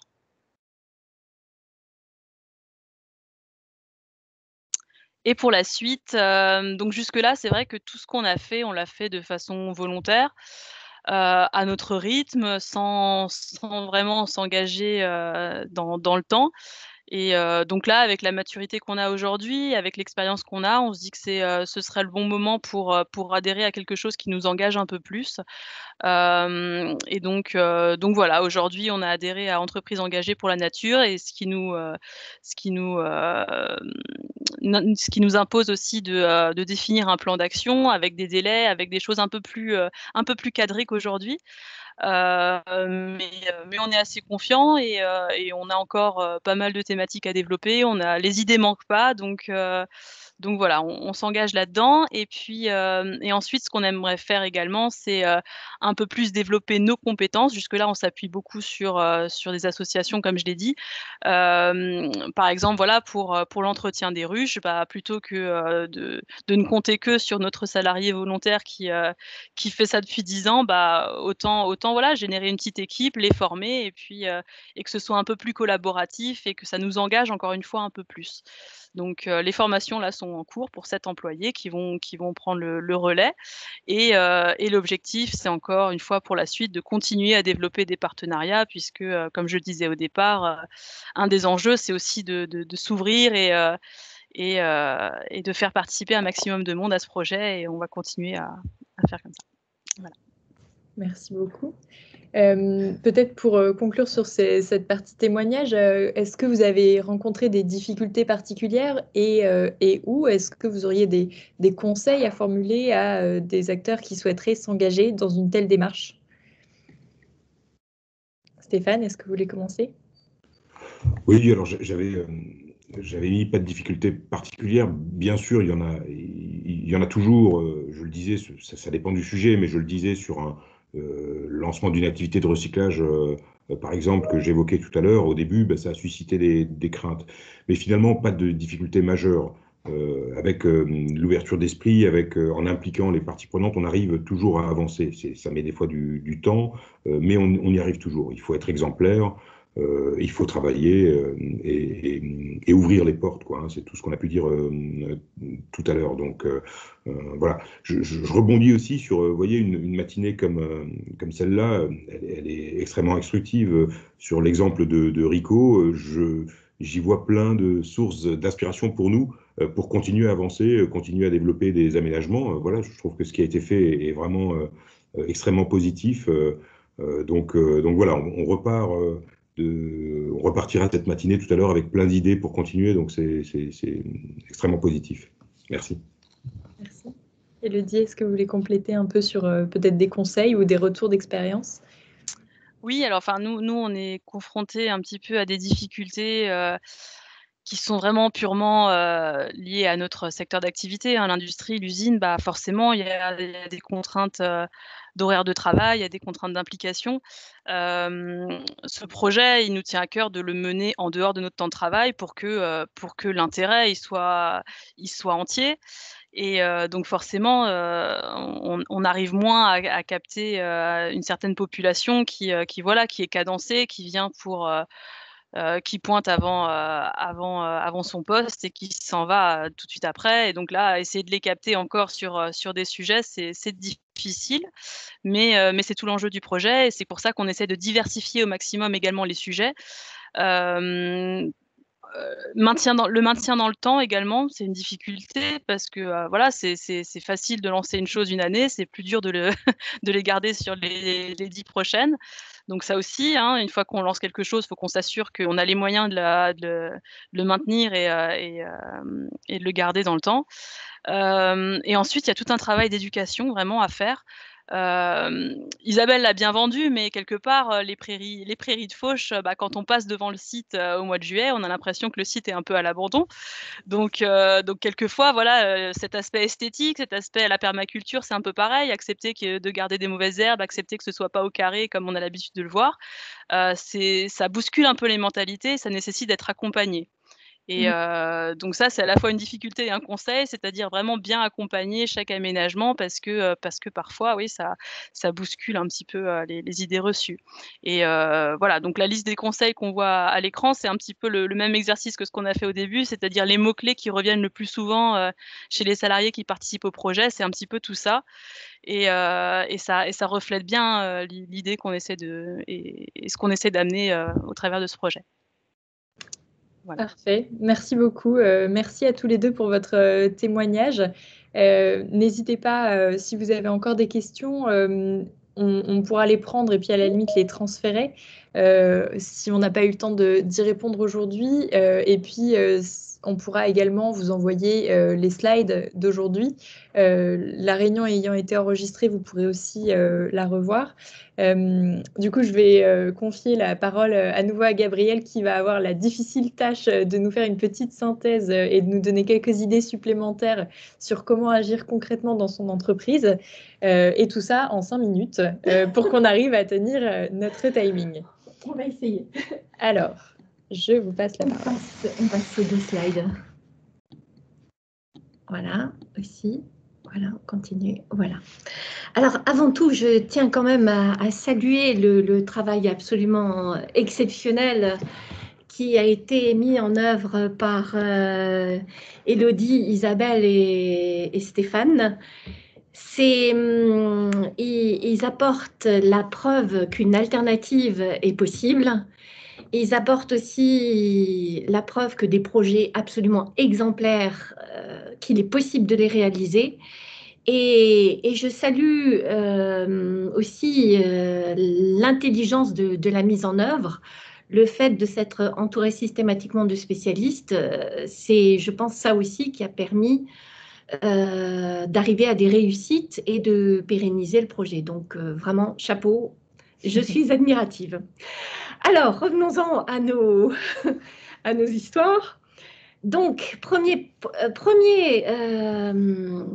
point très important, c'est recréer du lien, rétablir des corridors et des connexions.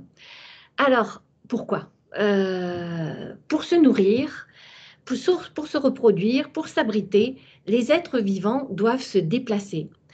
Or, très souvent, les bâtiments, les routes, les clôtures font office souvent de barrières totalement infranchissables.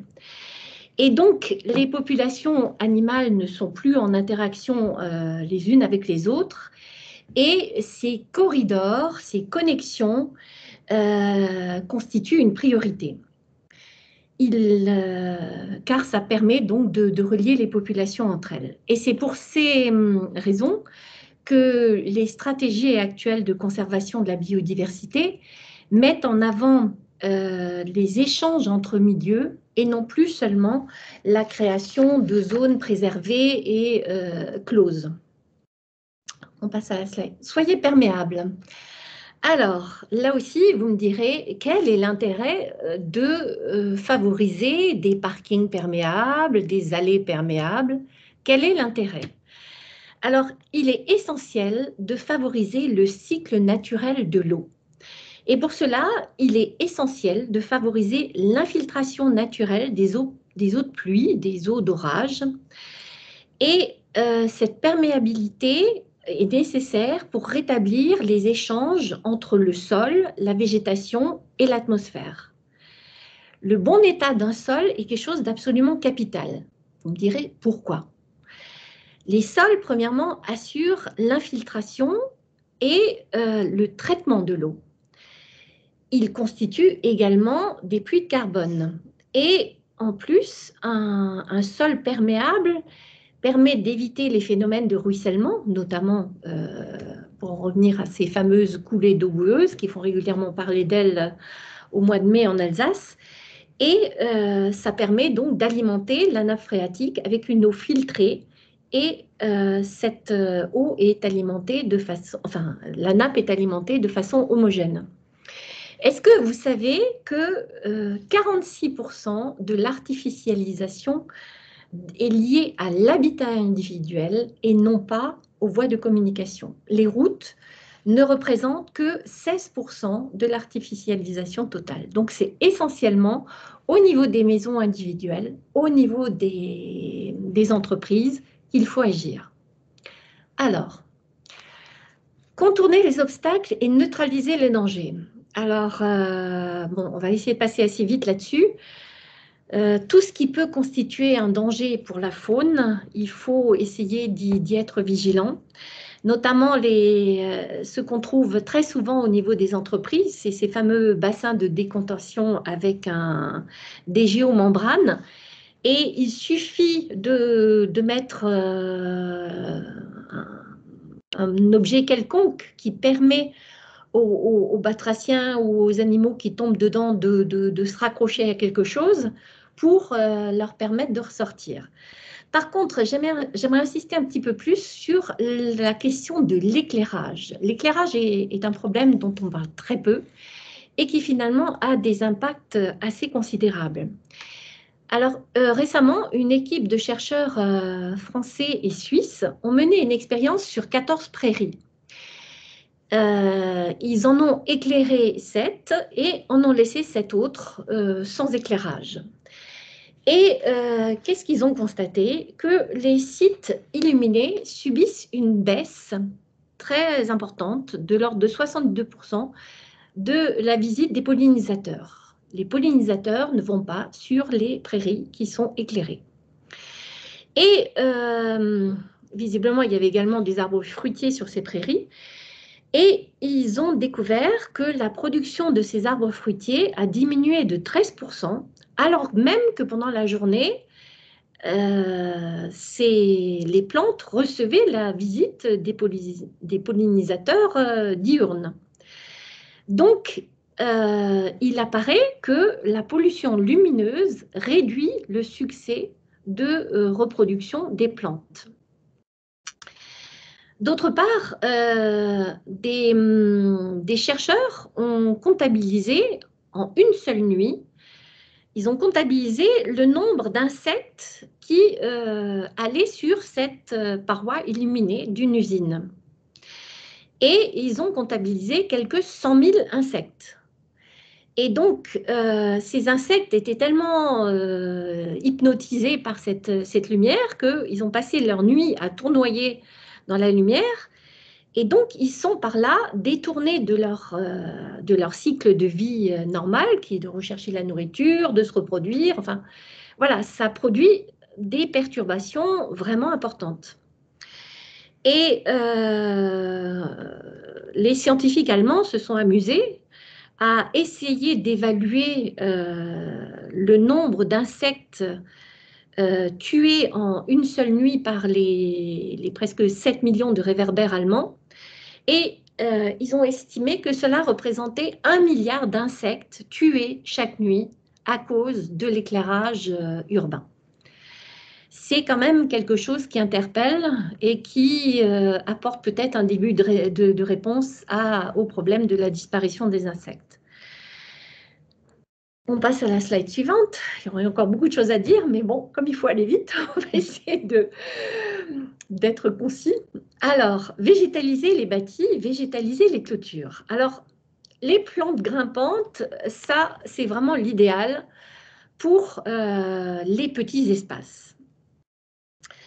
Des grimpantes locales, il n'y en a pas un grand nombre. Il y a le lierre, il y a le chèvrefeuille, la clématite et le houblon. Mais j'ouvrirai quand même une petite parenthèse sur le lierre, parce que le lierre fait partie de ces plantes vraiment extraordinaires. Alors, pourquoi est-il extraordinaire? Primo, parce qu'il pousse sur n'importe quel support. Il pousse jusqu'à 30 mètres de haut. Et le lierre fournit un refuge idéal à une faune très nombreuse. Il y a près de 700 organismes vivants qui sont susceptibles de trouver refuge dans le lierre. Il y a l'écureuil qui s'y réfugie, il y a les chauves-souris, il y a les rapaces nocturnes, il y a les escargots, les lézards, les araignées. Et surtout, ce qui est très intéressant aussi, c'est que le lierre est une plante qui fleurit en automne. C'est l'une des dernières plantes à fleurir. Et donc, prenez un jour le temps de vous attarder devant un lierre sur une façade et vous verrez qu'il y a des milliers d'abeilles, de mouches, de papillons qui s'y agglutinent et qui font leur dernière réserve avant la venue de l'hiver. Alors, là, c'est quelque chose que vous avez certainement déjà entendu de tous côtés, planter local. Alors, pourquoi planter local? Les végétaux autochtones sont beaucoup plus attractifs pour la faune sauvage que les espèces ornementales. Nous sommes au printemps, vous avez partout le forsythia, hein, je pense que tout le monde connaît ça. C'est une plante, un arbuste jaune qui fleurit. C'est très mignon, mais approchez-vous du forsythia et vous ne verrez jamais un insecte sur le forsythia. Pourquoi? Parce que c'est une plante ornementale qui ne présente aucun intérêt pour les insectes et donc les insectes n'y vont jamais. Il faut savoir que la flore locale, c'est-à-dire la flore qu'on trouve à l'origine ici, et là je parle que de l'Alsace, mais chaque région a ses spécificités, la flore locale constitue la première ressource alimentaire pour l'ensemble des espèces. Cette association plante-animal s'est mise en place depuis des dizaines de milliers d'années, voire des millions d'années, et ça finit par aboutir à des interactions très fortes.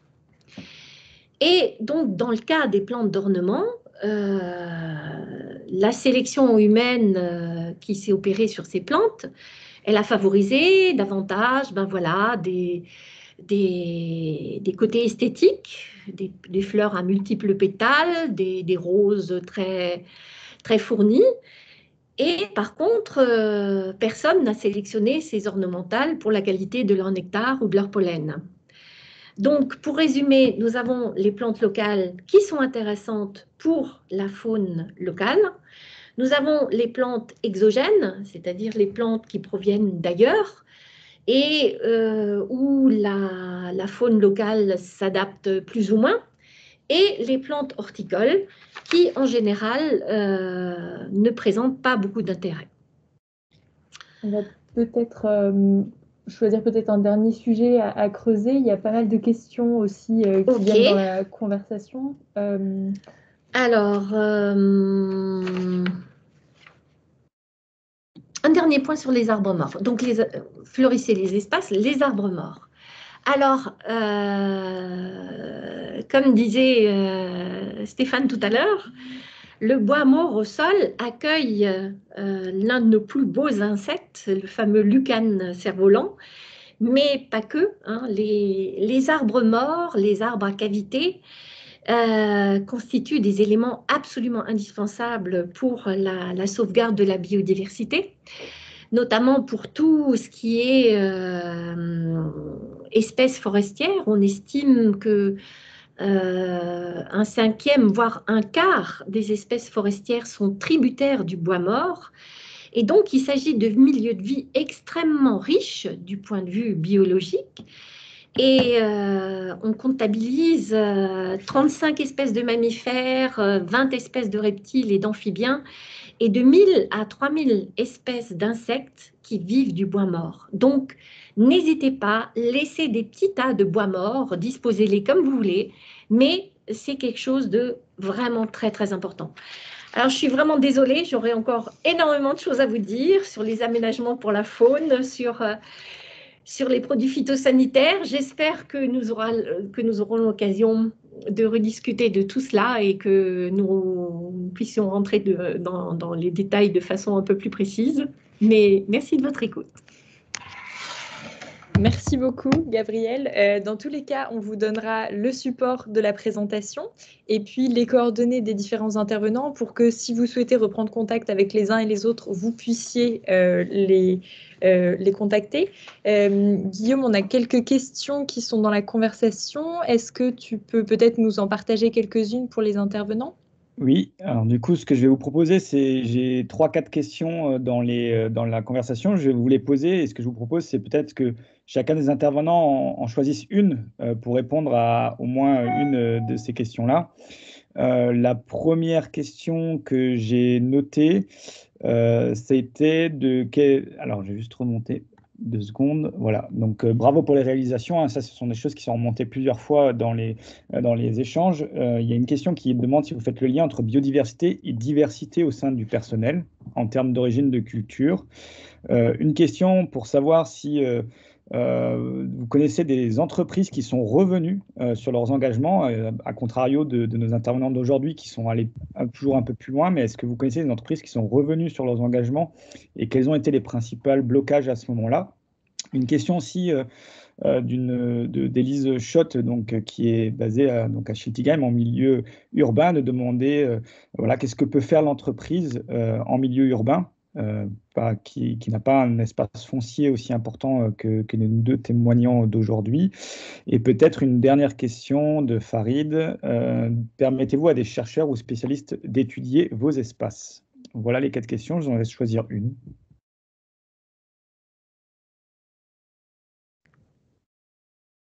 Élodie, Stéphane, est-ce que vous avez des retours Oui, peut-être pour répondre à les entreprises qui se trouvent en milieu urbain, qui vont peut-être avoir moins d'emprise foncière que 21 hectares chez Rico ou chez nous aussi, où les emprises foncières sont importantes. Pour partager ce retour d'expérience qu'on avait avec les entreprises du secteur des chaux, hein, donc en milieu périurbain, on a eu cette question qui a été posée plusieurs fois. Il y a plein de choses à faire et je vous invite à regarder les diapos hein, qui ont été proposés par Madame Goetz. Mais par exemple, au lieu de faire du parking étanche, de faire des zones de perméabilité, un tas de bois mort, un hôtel à insectes, ça prend pas beaucoup de place. Un arbre fruitier, au lieu d'avoir un gazon de golf sur les 30 mètres carrés d'espace vert que la société va peut-être avoir en milieu périurbain, pourquoi pas avoir plutôt une jachère fleurie. Voilà, c'est des aménagements simples qui ne sont pas coûteux et que tout le monde peut réaliser, même avec très peu de foncier, quoi. Il ne faut pas aller forcément chercher. C'est sûr qu'un radeau asterne ne pourra pas se faire partout et une mare à batracien non plus, quoi. Hein. Mais il y a plein d'autres petites choses et on n'a pas eu le temps de voir les diapos, mais voilà, il y a plein d'idées à retenir là-dedans et chacun pourra s'inspirer et mettre en place des actions, quoi. J'aimerais juste rajouter, sur des espaces très réduits, il ne faut jamais oublier les plantes grimpantes. Les plantes grimpantes, je dirais même sur un rebord de fenêtre, j'ai pu observer ça à Paris l'autre jour. Ils avaient installé une jardinière, une plante grimpante, et voilà, le tour est joué. Il y a moyen de mettre des bacs à fleurs au niveau du sol et de faire pousser des grimpantes sur les façades. Donc, il y a toujours moyen d'entreprendre quelque chose, même en milieu urbain, pour très peu de frais. Et il suffit juste d'être imaginatif et d'oser se lancer, tout simplement. Est-ce que quelqu'un veut répondre à une autre question sur les publics dans l'entreprise ou sur le fait d'avoir des scientifiques peut-être ou des experts qui viennent observer les espaces? Oui, donc c'est vrai que pour pas répondre aux mêmes questions, je connais pas d'entreprises qui sont revenues en arrière, donc je vais plutôt répondre à cette dernière question. On ne s'entoure finalement au travers de ce projet que de personnes qui ont aussi un intérêt pour la biodiversité. Notre partenaire pour l'éco-pâturage mène cette étude entre, voilà, sur l'évolution de nos terrains entre le moment où il a mis ses moutons et aujourd'hui. Notre agriculteur, c'est pareil, au niveau des prairies de fauche, il observe aussi, l'évolution finalement de la biodiversité localement. On a déjà accueilli une association dont je retrouve pas le nom, mais qui était venue faire un inventaire des papillons sur notre site. Donc on est, à notre niveau en tout cas, on est ouvert à l'accueil et à l'étude, puisque c'est aussi un retour finalement sur, on nous demande souvent, on est dans un secteur industriel, donc on nous demande souvent des indicateurs, des choses très chiffrées, très concrètes pour pouvoir communiquer et mesurer et c'est pas évident sur ce sujet-là. Donc avec plaisir, en tout cas, on accueille ce genre d'études parce que ça nous donne aussi un retour de ce qu'on fait et parce qu'on tâtonne aussi parfois et que voilà, ça nous conforte, souvent dans les directions qu'on prend. Alors personnellement, je ne connais pas d'entreprise qui ait fait marche arrière, je n'en connais pas.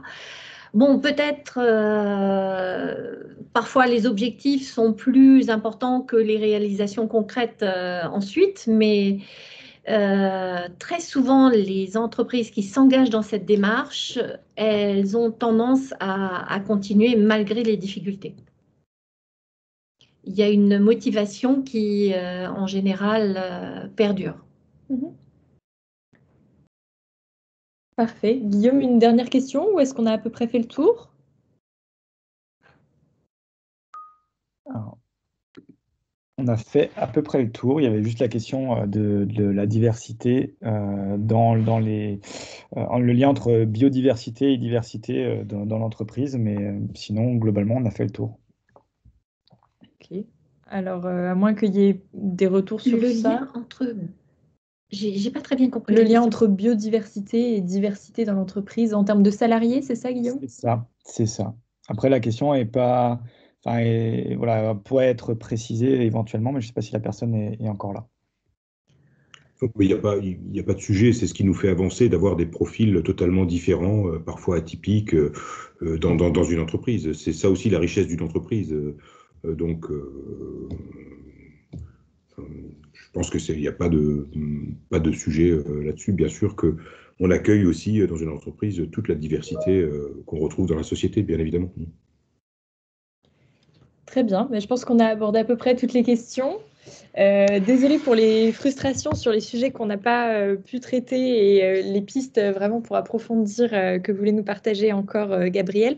En tout cas, suite à votre inscription, on vous enverra le support de présentation avec quelques pistes supplémentaires et puis les contacts des intervenants si besoin pour qu'ils puissent voilà, vous partagez encore quelques idées supplémentaires. En tout cas, on vous envoie également un petit questionnaire de satisfaction pour savoir ce que vous avez pensé de l'événement. Je pense qu'il y a quelques acteurs qui ont l'air assez intéressés par ce qu'on a pu apprendre aujourd'hui, vu les retours dans la conversation. Merci à tous. Et puis, on espère pouvoir vous accueillir lors de prochains événements, comme je vous disais en début d'événements sur nos prochaines visites. Donc, n'hésitez pas à continuer à nous suivre. Et puis, merci à tous pour votre participation et très belle fin de journée à tous. Merci beaucoup. Merci.